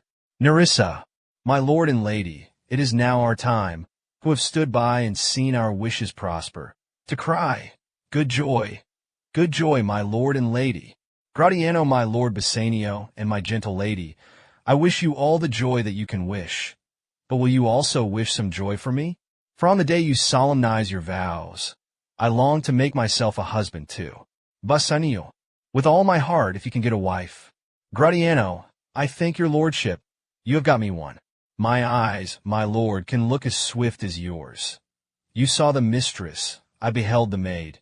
Your fortune stood upon the casket there, and so did mine, too, as the matter falls. For wooing here till I was soaked in sweat, and sweating till my very roof was dry, I won a promise of this fair one here to have her love, provided that your fortune achieved her mistress. Portia, is this true, Nerissa?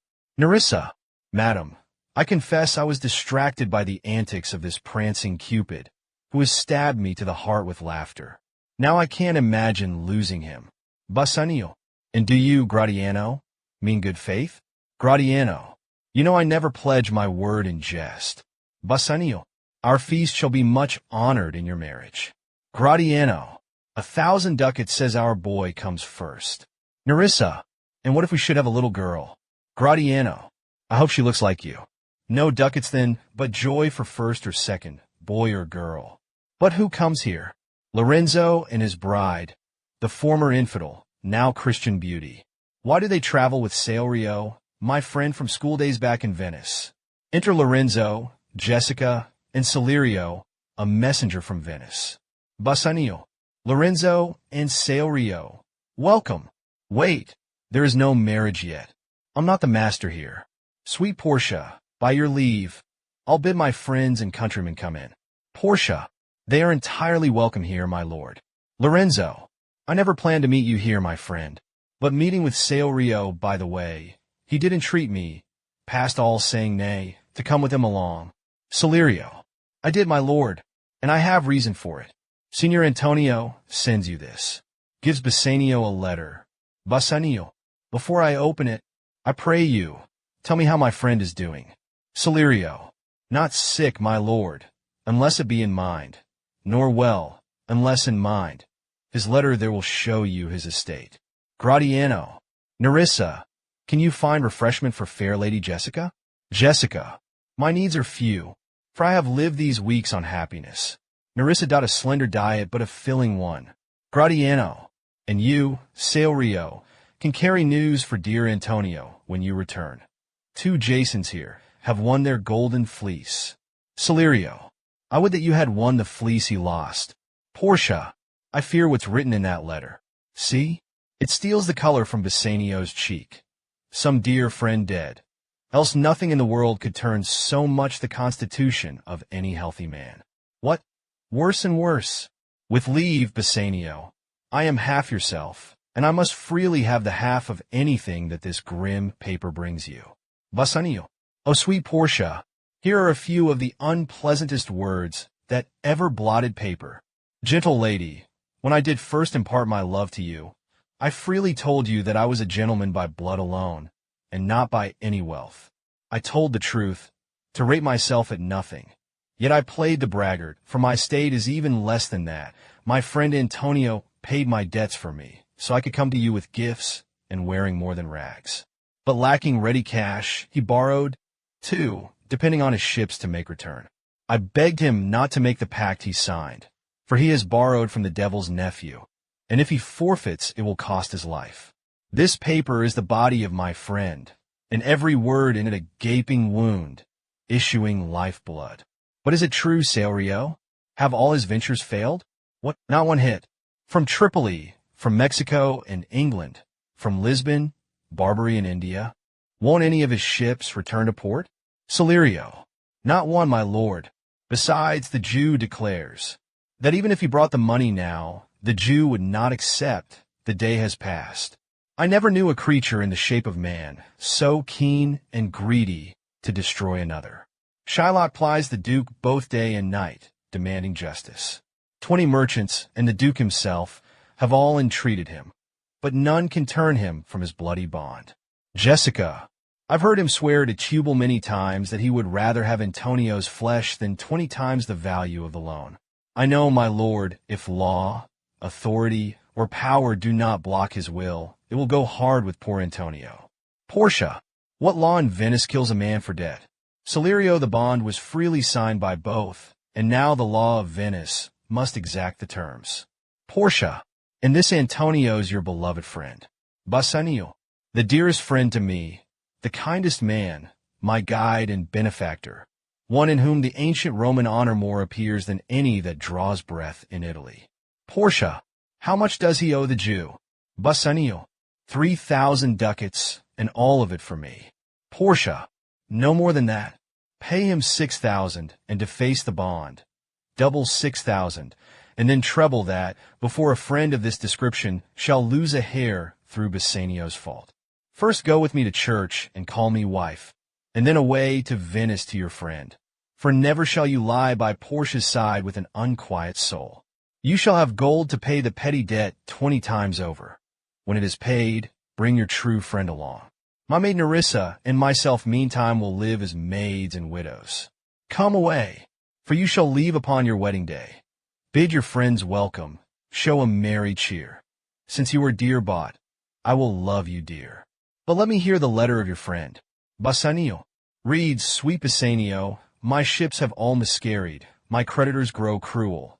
My estate is very low, my bond to the Jew is forfeit, and since in paying it, it is impossible I should live, all debts are cleared between us. I long to see you before I die, but if you cannot come, be sure I have no regret, but only love for you. Portia. O love, dispatch all business, and be gone. Bassanio. Since I have your good leave to go away, I will make haste. But, till I come again, I will not sleep in any bed, but take my rest on stone, which is no rest at all. Exeunt. Scene 3.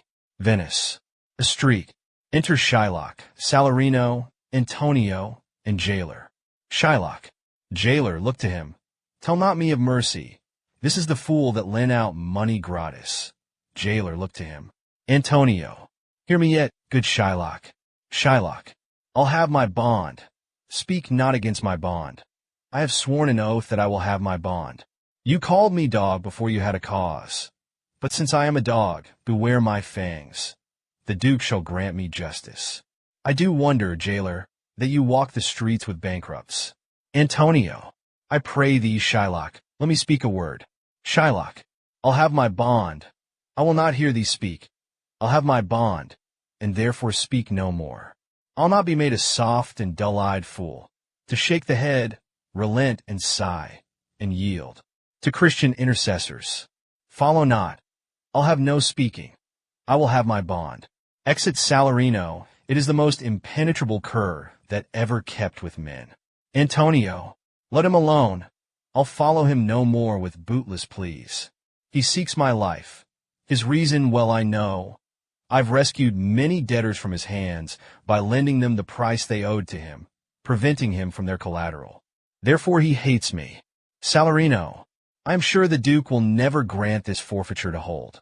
Antonio, the Duke cannot deny the course of law, for if a stranger noises it abroad that Venice favors citizens, and thus refuses justice for a stranger's bond, it damages the city, for our trade is almost all with strangers. We depend on them to justly deal with us abroad, and they on us to justly deal at home. Therefore go, my widowed friend. You see these griefs have so depressed my appetite that I shall hardly have a pound of flesh tomorrow, when he tries to cut it out. Salarino weeps and exits well. Jailer on. Pray God Bassanio come to see me pay his debt, and then I care not. Balthasar. Scene 4. Belmont.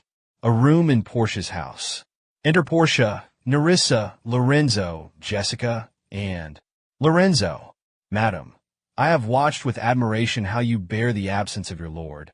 I wish you knew already what I know, how true a gentleman Antonio is, that he deserves the rescue that you sent, and that he loves your husband like a son. Your generous nature gave the gift at once. Antonio earns it, though you know him not. Portia, I never did repent for doing good, nor shall not now. For in companions that do converse and waste the time together, whose souls do bear an equal yoke of love, there must needs be a like proportion of lineaments, of manners and of spirit, which makes me think that this Antonio, being more than brother to my lord, must be needs like my lord.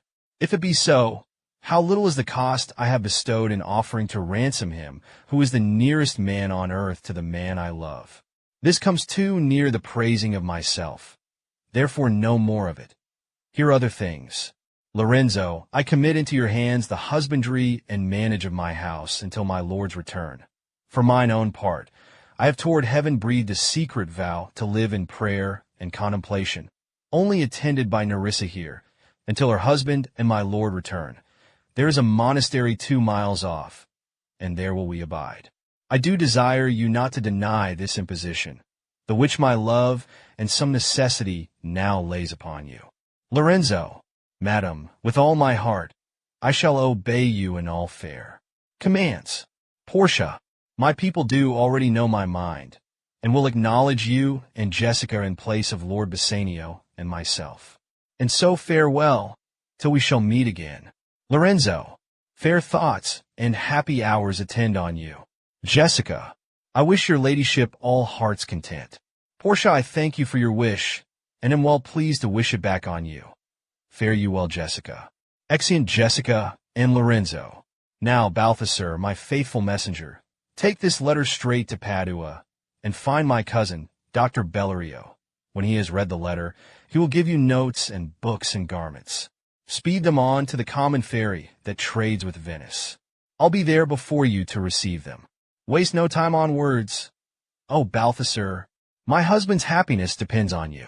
Balthasar, I'll shame the birds I pass along the way. Exit. Portia, come on, Nerissa.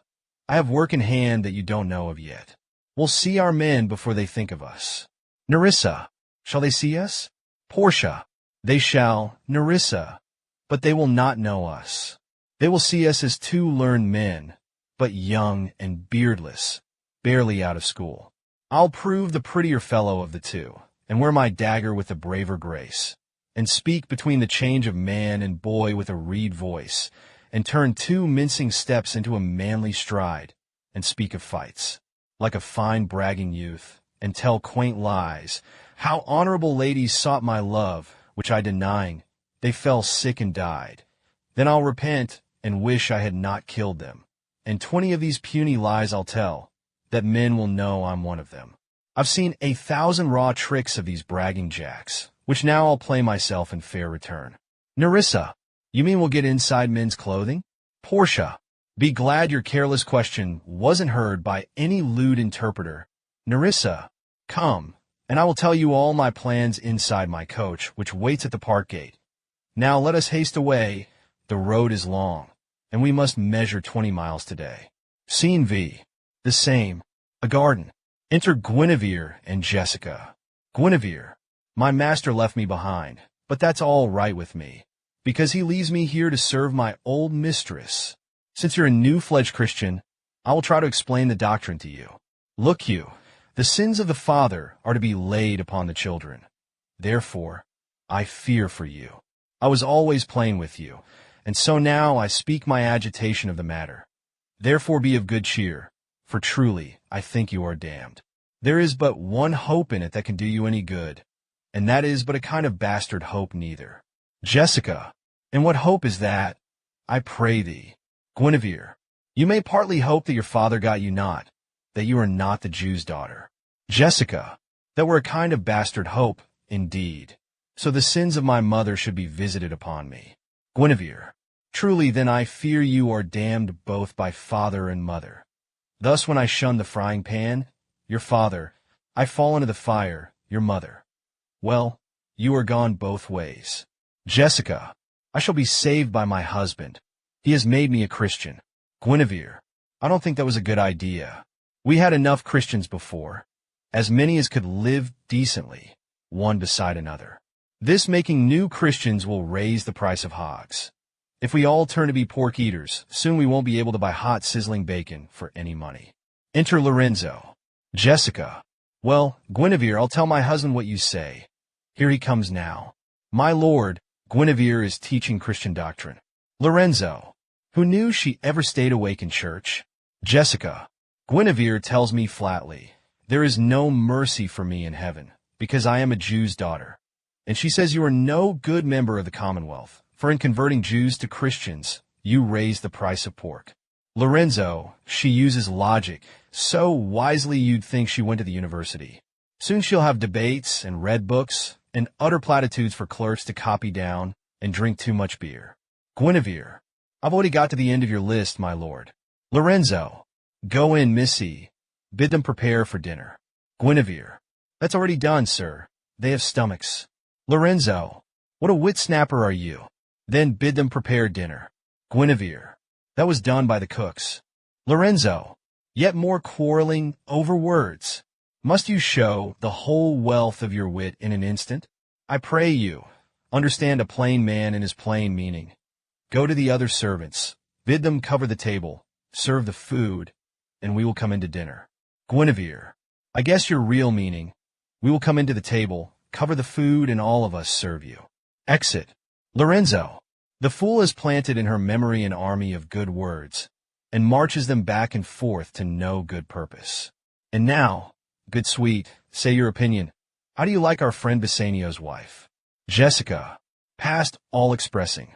Lord Bassanio had better live a perfect, upright life. For having such a blessing in his lady, he finds the joys of heaven here on earth. And if on earth he does not earn it, then I know he'll never make it into heaven, having had already more than he deserves. Lorenzo, so you believe that she is adequate? Jessica, I say that if two gods should make a bet on which of two women is more virtuous, and one is Portia, put a thumb on the scale with the other lass, for in all the poor rude world there is no match for her. Lorenzo, poor second best, I love you well enough. And lucky you.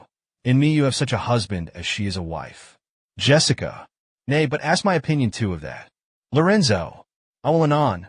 First let us go to dinner. Jessica, nay, let me praise you while I have a stomach. Lorenzo, no, let it serve for table talk. For then, whatever you say, I'll swallow it with all the other courses, and with luck digest it. Jessica, I'll serve your virtues to you on the bone, but chew them well, for they are underdone, and you might choke on them a little. Exit, Act 4. Scene I, Venice. A court of justice. Enter the Duke, the Magnificos, Antonio, Bassanio, Gratiano, Salerio, and others. Duke, what is Antonio here? Antonio, ready? So please your grace. Duke, I am sorry for you. You are come to answer a stony adversary, an inhuman wretch incapable of pity, void and empty from any dram of mercy. Antonio, I have heard, your grace has taken great pains to moderate his rigorous course. But since he stands obdurate, and that no lawful means can carry me out of his envy's reach, my patience I will set against his fury, and am armed to suffer, with a quietness of spirit, the noisy tyranny and rage of his. Duke, Go, someone call the Jew into the court. Salerio. He is ready at the door. He comes, my lord. Enter Shylock. Duke. Make room, and let him stand before our face. Shylock, the world thinks, and I think so too, that you'll perform this mad display of malice till the final hour. And then 'tis thought you'll show your mercy and reveal a soul more lofty than this show of cruelty.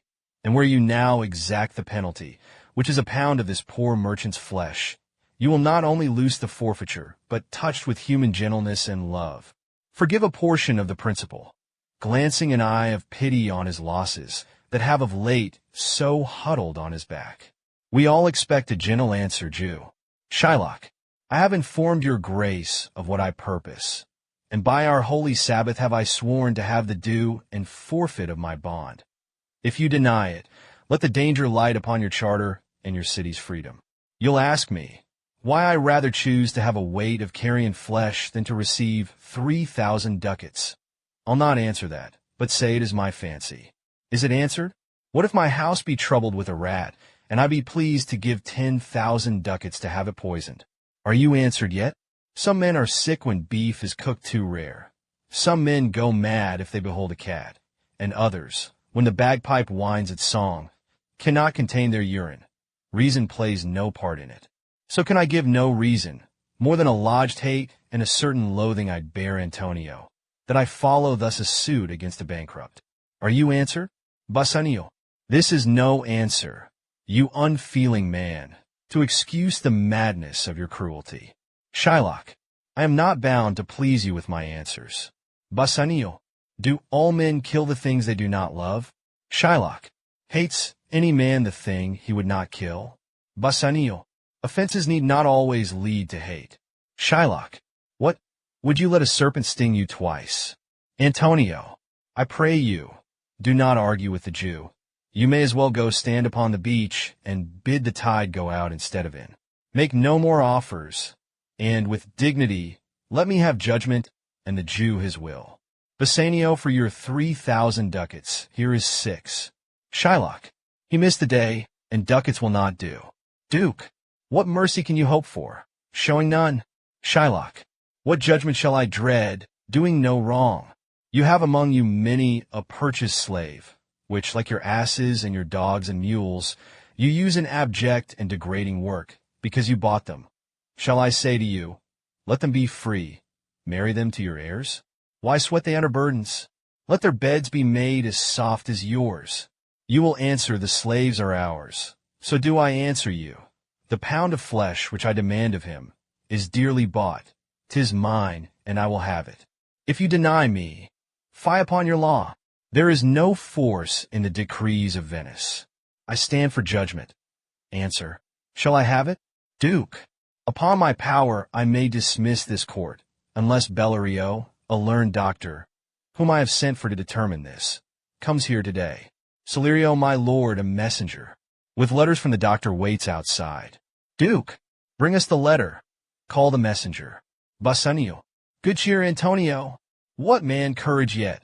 The Jew shall have my flesh, blood, bones and all, before you lose for me one drop of blood. Antonio, I am the sickling of the herd, the one. The wolves will single out and chase and harry to the death. The weakest kind of fruit drops earliest to the ground, and so let me. You cannot better be employed, Bassanio, than to live still and write my epitaph. Enter Nerissa, dressed like a lawyer's clerk. Duke, came you from Padua, from Bellerio? Nerissa, from both, my lord. Bellerio greets your grace. Presenting a letter, Bassanio, why do you whet your knife so vigorously? Shylock, to cut the forfeiture from that bankrupt there. Gratiano, not on thy soul, but on thy soul. Harsh Jew, you make your knife more keen, but metal cannot, nor the hangman's axe, bear half the keenness of your sharp envy. Can no prayers pierce you? Shylock, no, none that you have would enough to make. Gratiano, you almost make me waver in my faith, to trust the doctrine of Pythagoras, that souls of animals infuse themselves into the trunks of men. Your cursed spirit was once a wolf, hanged for eating men, whose soul fled to your mother's womb and made the human baby like a wolf, relentless, starving, bloody, ravenous. Shylock, till you can rail the seal from off my bond. You only hurt your lungs to speak so loud. Repair your wit, good youth, or will fall to hopeless ruin. I stand here for law. Duke, this letter from Bellerio commends a young and learned doctor to our court. Where is he? Nerissa. He awaits your grace nearby, to know your answer, whether you'll admit him. Duke, with all my heart, some 3 or 4 of you go give him courteous conduct to this place. Meantime the court shall hear Bellerio's letter. Clerk, reads, your grace shall understand that at the receipt of your letter I am very sick. But in the instant that your messenger came, in visitation was with me a young doctor of Rome. His name is Balthasar. I told him of the controversy between the Jew and Antonio the merchant. We turned over many books together. He is furnished with my opinion, bettered by his own learning, and at my request he comes to fill your grace's request in my stead. I beseech you, let his lack of years be no impediment, for I never knew so young a body with so old a head. I leave him to your gracious acceptance, whose trial shall better publish his commendation. Duke, you hear the learned Bellerio, what he writes. And here, I take it, is the doctor come. Enter Portia, dressed like a doctor of laws. Give me your hand. Come you from old Bellerio? Portia, I do, my lord. Duke, then welcome. Take your place. Are you acquainted with the issue here? Portia, I am informed thoroughly of the cause. Which is the merchant here, and which the Jew? Duke, Antonio and old Shylock both stand forth. Portia, is your name Shylock? Shylock. Shylock is my name. Portia, the suit is strange, the bond pernicious. Yet it's written so Venetian law cannot impugn you, as you do proceed. You stand within his danger, do you not? Antonio, so he says. Portia, do you confess the bond? Antonio, I do. Portia, then must the Jew be merciful. Shylock, on what compulsion must I? Tell me that. Portia, the quality of mercy is not forced. It drops as freely as the rain from heaven upon the place beneath. It is twice blessed. It blesses him that gives and him that takes. It's mightiest in the mightiest.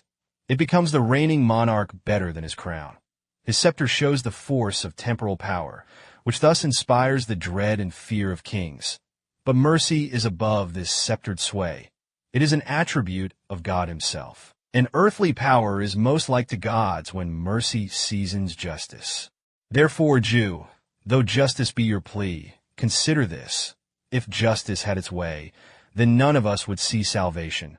We must pray for mercy, and that same prayer will teach us all to render deeds of mercy. Give what you would have, and mitigate the justice of your plea. For if you press your suit, this court of Venice must be merciless against the merchant there. Shylock, my deeds upon my head. I crave the law, the penalty and forfeit of my bond. Is he not able to discharge the money? Bassanio. Yes, here I offer it to him in the court. Yea, twice the sum. If that will not suffice, I will be bound to pay it 10 times over on forfeit of my hands, my head, my heart. But this will not suffice, so it appears that only wicked malice drives him on, for he has not been harmed at all. O learned doctor, can't you bend the law a little, using your authority? To do a great right, do a little wrong, and curb this cruel devil of his will. Portia, it must not be. There is no power in Venice can alter a decree established. It would be recorded for a precedent, and many an error by the same example would rush into the state. It cannot be. Shylock, a Daniel come to judgment. Yea, Daniel, a wise young judge, how I do honor you. Portia, I pray you, let me look upon the bond. Shylock, here it is, most reverend doctor, here it is. Portia, you have the offer of 3 times your money. Shylock, an oath, I have an oath in heaven. Shall I lay perjury upon my soul? No, not for Venice. Portia, why, this bond is forfeit, and lawfully by this the Jew may claim a pound of flesh, to be by him cut off nearest the merchant's heart. Be merciful. Take thrice your money. Bid me tear the bond. Shylock, Portia, when it is paid according to the letter. You seem, though young, to be a worthy judge. You know the law. Your exposition has been most sound. I charge you by the law, whereof you are a well-deserving pillar, proceed to judgment. By my soul, I swear there is no power in the tongue of man to alter me. I stay here on my bond. Antonio. Most heartily I do beseech the court to give the judgment. Portia. Why then, thus it is, you must prepare your bosom for his knife. Shylock. O noble judge! O excellent young man! Portia. For the intent and purpose of the law has full relation to the penalty, which here appears exact upon the bond. Shylock. 'Tis very true. O wise and upright judge! How much more elder are you than your looks? Portia. Therefore lay bare your bosom. Shylock. I his breast. So says the bond. Does it not, noble judge? Nearest his heart. Those are the very words. Portia. It is so. Is there a balance here to weigh the flesh? Shylock. I have it ready, honest weight. Portia. Have near some surgeon, Shylock, on your charge, to stop his wounds, lest he should bleed to death. Shylock. Is it so nominated in the bond? It is not so expressed. But what of that? 'Twere good you do so much for charity. Shylock. I cannot find it. It's not in the bond. Portia. You merchant, have you anything to say? Antonio. But little. I am armed and well prepared. Give me your hand, Bassanio. Fare you well. Grieve not that I am fallen to this for you, for herein fortune shows herself more kind than is her custom. Often, as a joke, she lets a wretched man outlive his wealth, to view with hollow eye and wrinkled brow an age of poverty. From lingering penance of such misery, she sets me free. Commend me to your honorable wife. Tell her the process of Antonio's end. Say how I loved you. Speak me fair in death. And when the tale is told, bid her to judge whether Bassanio once was truly loved. Regret but this, that you shall lose your friend, for he repents not that he pays your debt. For if the Jew do cut but deep enough, I'll pay it presently with all my heart. Bassanio. Antonio, I am married to a wife who is as dear to me as life itself. But life itself, my wife, and all the world, are not with me esteemed above your life. I would lose all. I sacrifice them all here to this devil, to deliver you. Portia, your wife would give you little thanks for that, if she were by, to hear you make the offer. Gratiano, I have a wife whom, I protest, I love. I would she were in heaven, so she could entreat some power to change this cursed Jew. Nerissa, Portia, 'tis well you offer her behind her back, or else the wish would make a troubled house. Shylock, aside, these are Christian husbands. I have a daughter. Any of the sons of Abraham would make a better husband than a Christian. We trifle time. I pray you pursue sentence. Portia, a pound of that same merchant's flesh is yours. The court awards it, and the law bestows it. Shylock, most rightful judge. Portia, and you must cut this flesh from off his breast. The law allows it, and the court awards it. Shylock, most learned judge. A sentence. Come, prepare. Portia, just a moment, there is something else. This contract gives you not a jot of blood. The words expressly are a pound of flesh. Take then your bond, receive your pound of flesh, but in the cutting of it, if you shed one drop of Christian blood, your lands and goods are, by the laws of Venice, confiscated. Gratiano, O upright judge. Mark Jew, O learned judge. Shylock, is that the law? Portia, if you exceed the bond, since you demanded justice, be assured that you'll have justice, more than you desire. Gratiano, O learned judge. Shylock, a learned judge. Shylock, I take this offer, then pay the bond thrice and let the Christian go. Bassanio, here is the money. Stop. The Jew refused, the time for it is past. He shall have nothing but the penalty. Gratiano, Ugel, an upright judge, a learned judge. Portia, therefore prepare yourself to cut the flesh. Shed no blood, nor cut you less nor more, but just a pound of flesh. If you cut more or less than just a pound, however slight the difference, a bit of dust, a hair, you die and all your goods are confiscated. Gratiano, a second Daniel, a Daniel Jew. Portia, why are you waiting, Shylock? Take your forfeit. Shylock, Give me my principal, and let me go. Bassanio, I have it ready for you. Here it is. Portia, he has refused it in the open court.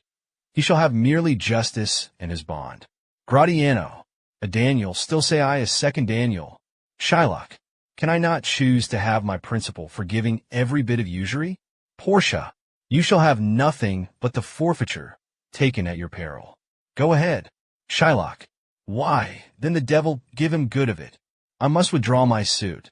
He owes me nothing. See, I void the bond.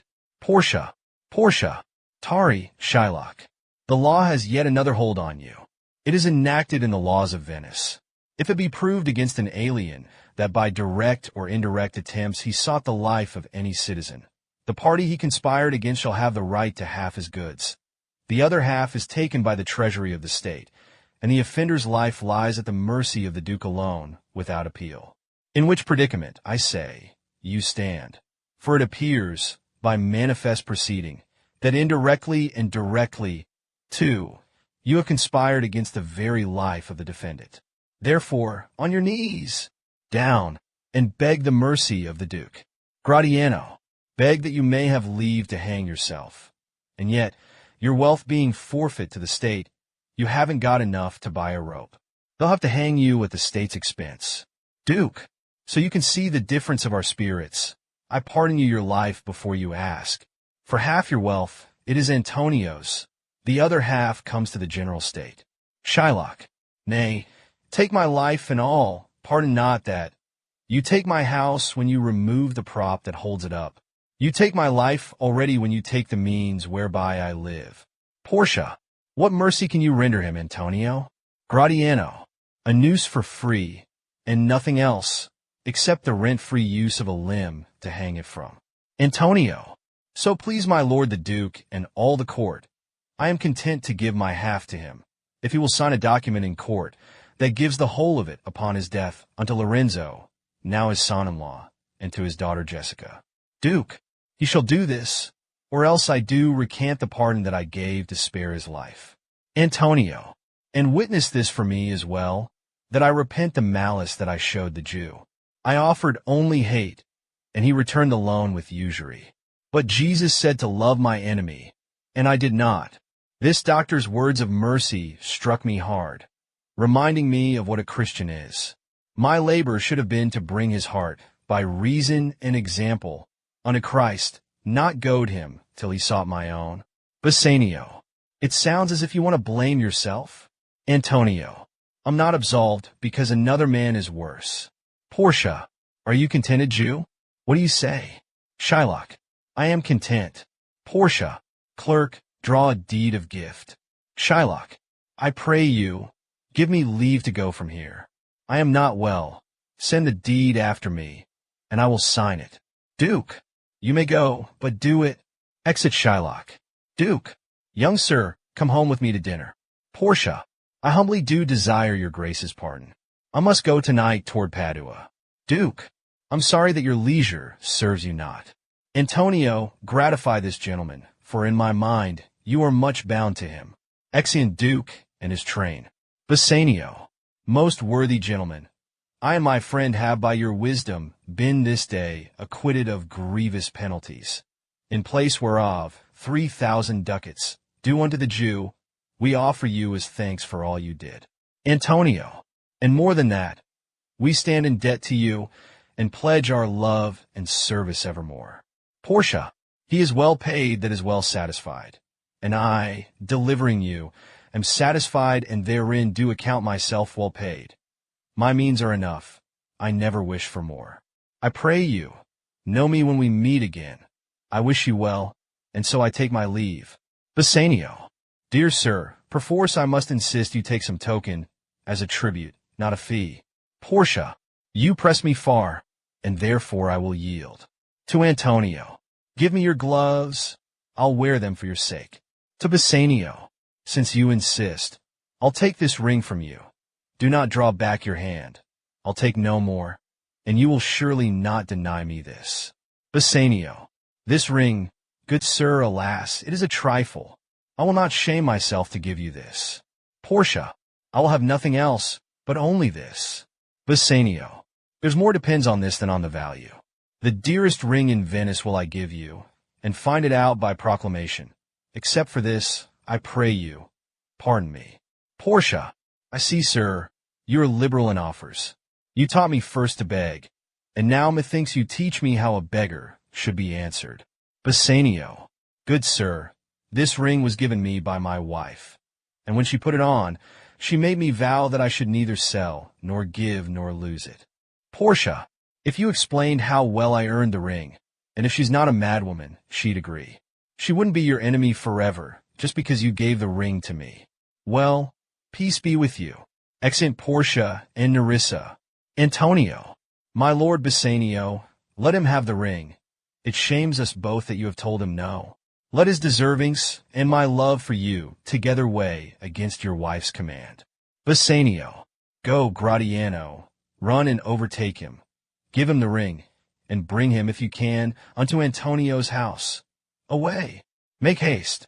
Exit Gratiano. Come, you and I will go and wait for them. And in the morning early I will go with Gratiano back to Belmont, where I pray I will not find a weeping, angry wife. Exeunt. Scene 2. The same. A street. Enter Portia and Nerissa. Portia, let's look for Shylock's house. Give him the deed, and let him sign it. We'll away tonight, and we'll be home a day before our husbands. Nerissa, Lorenzo will be glad to see this deed. Enter Gratiano. Gratiano, fair sir, I'm glad I overtook you here. My lord Bassanio, upon advice, has sent you here this ring, and he entreats your company at dinner. Portia, that cannot be. His ring I do accept most thankfully, and so I pray you, tell him. Furthermore, I pray you, show my page old Shylock's house. Gratiano, that will I do. Nerissa, sir, I would speak with you. Aside to Portia, I'll see if I can get my husband's ring, which I did make him swear to keep forever. Portia, aside to Nerissa, he'll do it too, and then they both will swear that they did give the rings away to men. But we'll accuse them, and outswear them too. Allowed away. Make haste. You know where I'll be waiting. Nerissa, come, good sir, will you lead me to the house? Exeunt. Act V. Scene I. Belmont. Avenue to Portia's house. Enter Lorenzo and Jessica. Lorenzo, this is the life that we were meant to live. At peace in the quiet countryside, a lord and lady overseeing house, lands, servants, farmers, flowers, bees, rain, sunshine, day and night, and all. Jessica, I didn't know your duties reached so far. The bees come every morning for instruction? Lorenzo, I buzz to them a bit, and then they go. Jessica, and twice a day, the tide sends messengers? Lorenzo, for times a day, my love, the coming in, the going out again, twice each. I'm surprised you never notice them. They get the floors all wet and smell like fish. Jessica, I always thought that it was you. Jessica, and Lorenzo, unison, ah, love. Jessica, what is it? Lorenzo, someone hiding in the garden, out where I can see you. Come at once. Jessica, whoever it is, don't hurt him overmuch. Lorenzo, I'll beat him till he thinks that he's an egg. What? Trespass on fair Lady Portia's lands. A man like that deserves to have no feet. Jessica, what if it's not a man and has 4 feet? Lorenzo, now of course, I see that it's 2 women. Enter Guinevere and Gobbo. Jessica, you live here, Guinevere. Why sneak and hide? Lorenzo, this servant of Bassanio's is strange. Jessica, she once was mine, my love, and so, not strange. Lorenzo, but then she served a Jew, so, strange again. Guinevere, good sir and mistress, here you see my mother. Gobbo, Widow Gobbo is my name, my lord, or truth to tell, it was my husband's name, but being dead, he makes no use of it. I offered now and then to give it up, but found no takers, so I'm stuck with it. Lorenzo, I see that Guinevere acquired her tongue by right of birth. Jessica, improved by constant practice. Guinevere, in Venice, mother lived not far away, and so she almost never visited. But Belmont's halfway to the moon, she says. Gobbo, don't say what I say when I'm here to say it. Lorenzo, then finish it, I pray. The moon in Belmont? Gobbo. I cannot speak. The company's too grand. Guinevere. In short, I ask if there is room. Gobbo. A cupboard? Guinevere. She'd share a bed with me. Gobbo. Until I die. Guinevere. My master pays me double Shylock's wage. Mother can amply live on the second half. Gobbo. I don't eat much these days except noodles. Lorenzo. I fear it sounds impossible to me. Jessica. Lorenzo, why? I'm sure she'll earn her keep. Gobbo. What work can I do with these hooded eyes? Lorenzo. Work or not, she cannot stay. Jessica. But why? Lorenzo.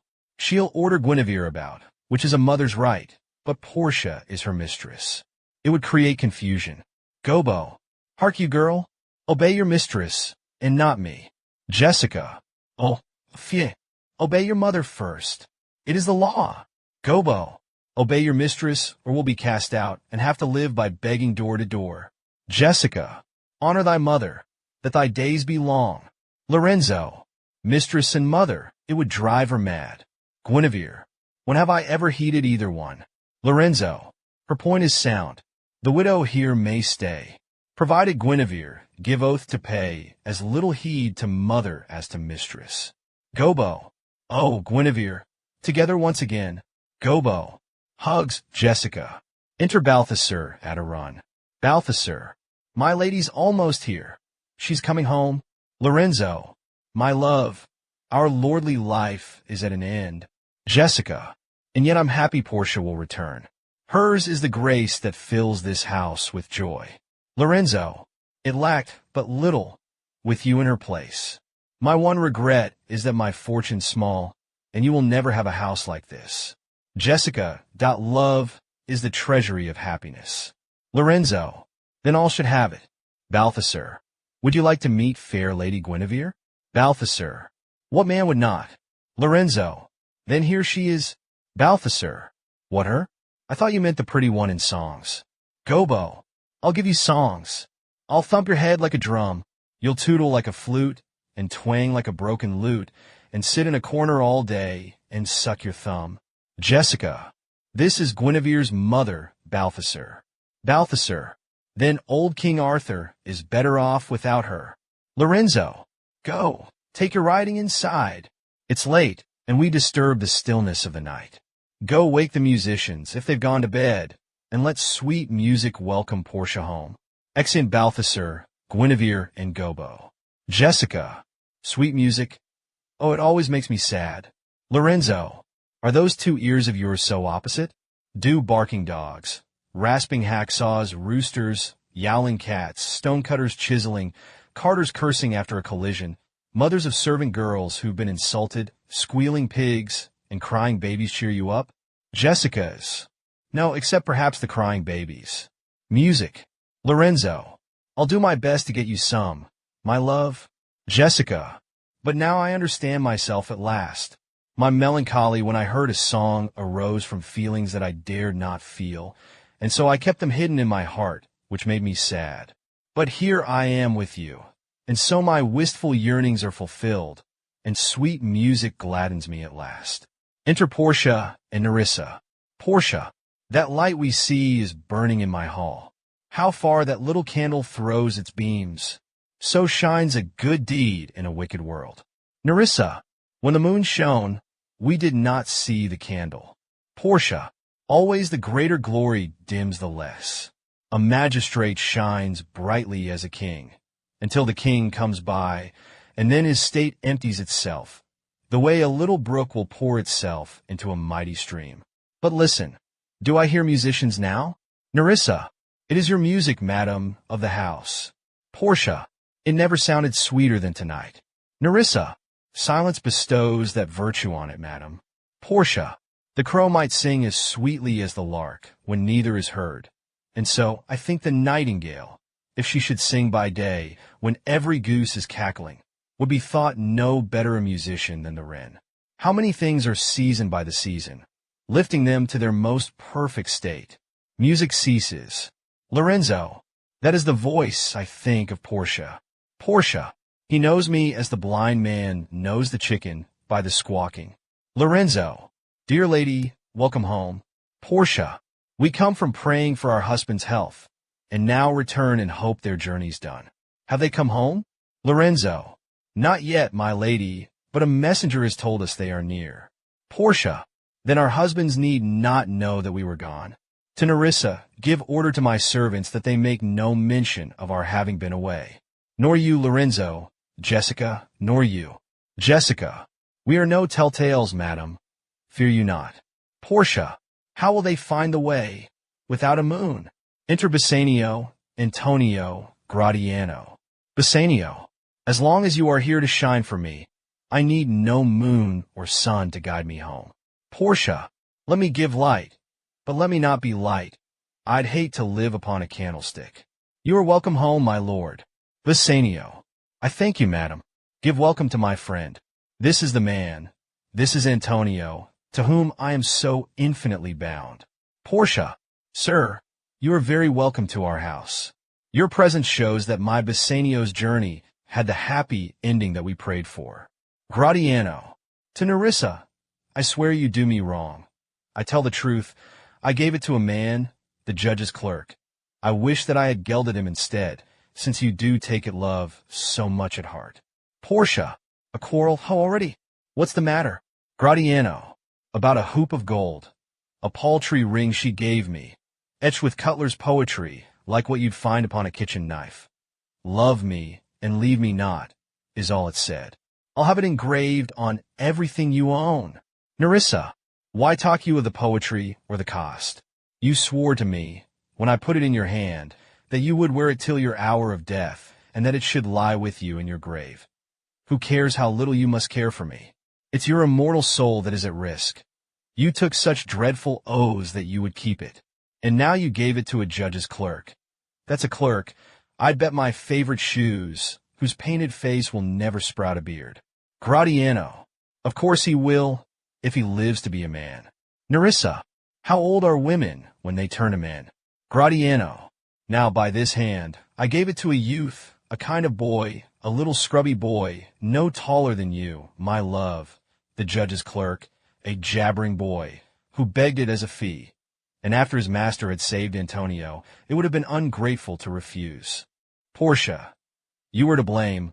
I must be plain with you, to part so slightly with your wife's first gift, a thing so bound with oaths upon your finger, and so riveted with faith unto your flesh.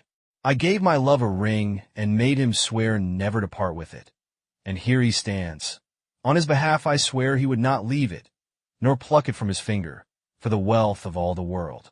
Now in faith, Gratiano, you give your wife too unkind a cause of grief.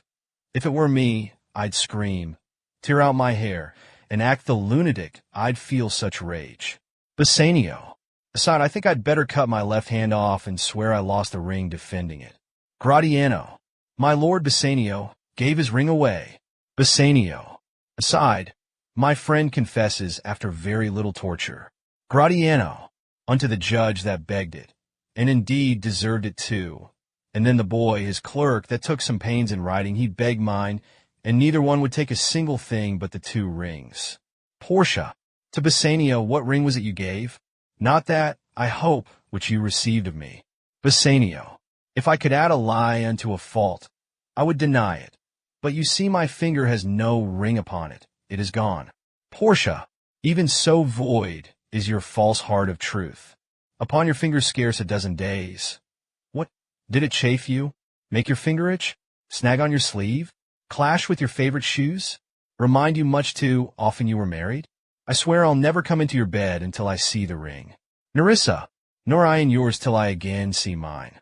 Bassanio, sweet Portia, if you did know to whom I gave the ring, if you did know for whom I gave the ring, and would conceive for what I gave the ring, and how unwillingly I left the ring, when nothing else would do except the ring, you would be more forgiving of my fault. Portia, if you had known the virtue of the ring, or half her worthiness that gave the ring, or your own honor to retain the ring, you would not then have parted with the ring. Deserving was he? Then he ought to have enough of wits to understand your oath, and ask for something other than the ring. If you had bothered to defend my gift with any kind of zeal. I want your ring, he says. No, no, you say, and then, Oh, here it is. Nerissa teaches me what to believe. Upon my life some woman has the ring. Bassanio. No, by my honor, madam. By my soul. No woman got it, but a civil doctor, who turned away a 3,000 ducat fee, and begged the ring. The which I did deny him, and suffered him to go displeased away. The man whose wisdom saved the very life of my dear friend. What should I say, sweet lady? I was enforced to send it after him. Both shame at showing such ingratitude and keen awareness of his worthiness required that I give the gift he asked. And by these blessed candles of the night, had you been there, I think you would have begged the ring from me to give the worthy doctor. Portia, then keep that doctor far away from here, if he should ever visit in this house, since he has got the jewel that I loved, and that which you did swear to keep from me. I will become as liberal as you. I'll not deny him anything I have, no, not my body nor my husband's bed. Know him I shall, I am well sure of it. Don't stay away from home a single night, for if I'm left alone, I swear to you, upon my honor, which I have not lost, I'll have that doctor for my bedfellow. Nerissa, and I his clerk, however jabbering and scrubby he might be. I'll keep him warm. Gratiano, do what you want. But if I catch him here, I'll break in half the young clerk's pen. Antonio, I am the unhappy subject of these quarrels. Portia, your welcome here is perfect. You are not responsible for men who break their word. Antonio, I pressed him further after he refused. He sent the ring because I asked him to. Bassanio, the choice was mine. The wrong was only mine. Portia, you were generous to my friend, and freely offered any kind of fee to save his life. You did not hesitate. A ring I never would have parted with I gave the doctor as a gift from you. Portia, a gift from me, but more than that a token. Faith between a man and wife. My heart. And that I never gave or would have given, not to any mortal man but you. Bassanio, then I have no excuse. I gave the ring, and broke an oath, and lost your trust. But still, there's something that I did not give the judge, and would not give, and cannot give, because it has been yours since long before we met. This worthless man, his soul and body both, your property to do with as you wish. Discard him now, and I will call you just, but keep him all your life, and you will see that never more will he break faith with thee. Antonio, I swear Bassanio is true to you, and always will be. I would give my bond. Portia, then you shall be his surety. Give him this, and bid him keep it better than the other. Antonio, here, Lord Bassanio, swear to keep this ring. Bassanio, by heaven, it is the same I gave the doctor. Portia, I got it from him. Pardon me, Bassanio, for by this ring the doctor lay with me. Nerissa, and pardon me, my gentle Gratiano, that same boy, the doctor's clerk, had this, and so last night I let him lie with me. Gratiano, two faithful husbands punished for a sin we never did commit, while they have done the very thing they falsely blamed us for. The wolves accuse the sheep of eating them. Portia, Nerissa, I'm afraid these men of ours are dolts and lackwits in the first degree. We never slept with any man at all, but with ourselves alone, like faithful wives. I had the ring because you gave it to me, slept with the judge because he is myself. My scrubby page was beautiful Nerissa. Gratiano, I know, I should have said that he was pretty. Nerissa, no, I think I like that even less. Bassanio, I hung upon each word of yours in court, and now that I have seen you as a man, the admiration you deserve I give. You are complete and perfect in yourself. Portia, forgive me that my teasing caused you pain. I thought that you would rail and stamp and swear, and I would taunt you with a ring for years. Instead, it seemed the heart I love would break. Bassanio, and so it did, as long as I believed that you believed that I had played you false. Portia, your honor never was in doubt, my love. To Antonio, here's a letter from Bellerio, my kinsman, vouching for the things I said. Bellerio and I together planned the case I made in court. We might have used another strategy, for we had word that several of your missing ships were safe, delayed by storms and brought to other ports, heavy with cargo, so your fortunes made anew, and greater than it was before. But Shylock had his bond, and would not care that you yourself could pay within a month. The letter tells it all, Antonio. Antonio. So all my gratitude is owed to you. Portia, not me, but God, and your own worth. I brought no ships to port, and it was you who showed such mercy to the hate-filled Jew. Be poor or rich, your lasting fortune is the virtue that assures your place in heaven. Nerissa, you have something for Lorenzo. Jessica, your father's life was forfeit, all he owned as well. His life he keeps by pardon from the Duke, and half his wealth Antonio returned, upon this deed, that when he dies, the whole of it is yours. Lorenzo, fair ladies, you drop manna in the path of starving people. Portia, it is almost morning, we have traveled long, and yet I think, while it is night, indoors and 2 by 2 we have much more to say and do before we close our weary eyes and sleep. But this I say before the company, my father made my husband pass a test, and I, my father's daughter, did the same. He passed the hardest test of honor here. He told the truth to me, despite my wrath. Bassanio, a learned doctor of the laws, who saved my friend from Shylock's claws, when man and wife are rightly wed which law prevents them from their bed. Gratiano, the law of long talking. Is this a trial? If so, the only interrogatory my Nerissa shall be sworn on is, whether till tomorrow night she'll stay, or go to bed, 2 hours left till day. My own opinion, be it light or dark, is to be couching with the doctor's clerk. And while I live, I'll fear no other thing so sore as keeping safe Nerissa's ring.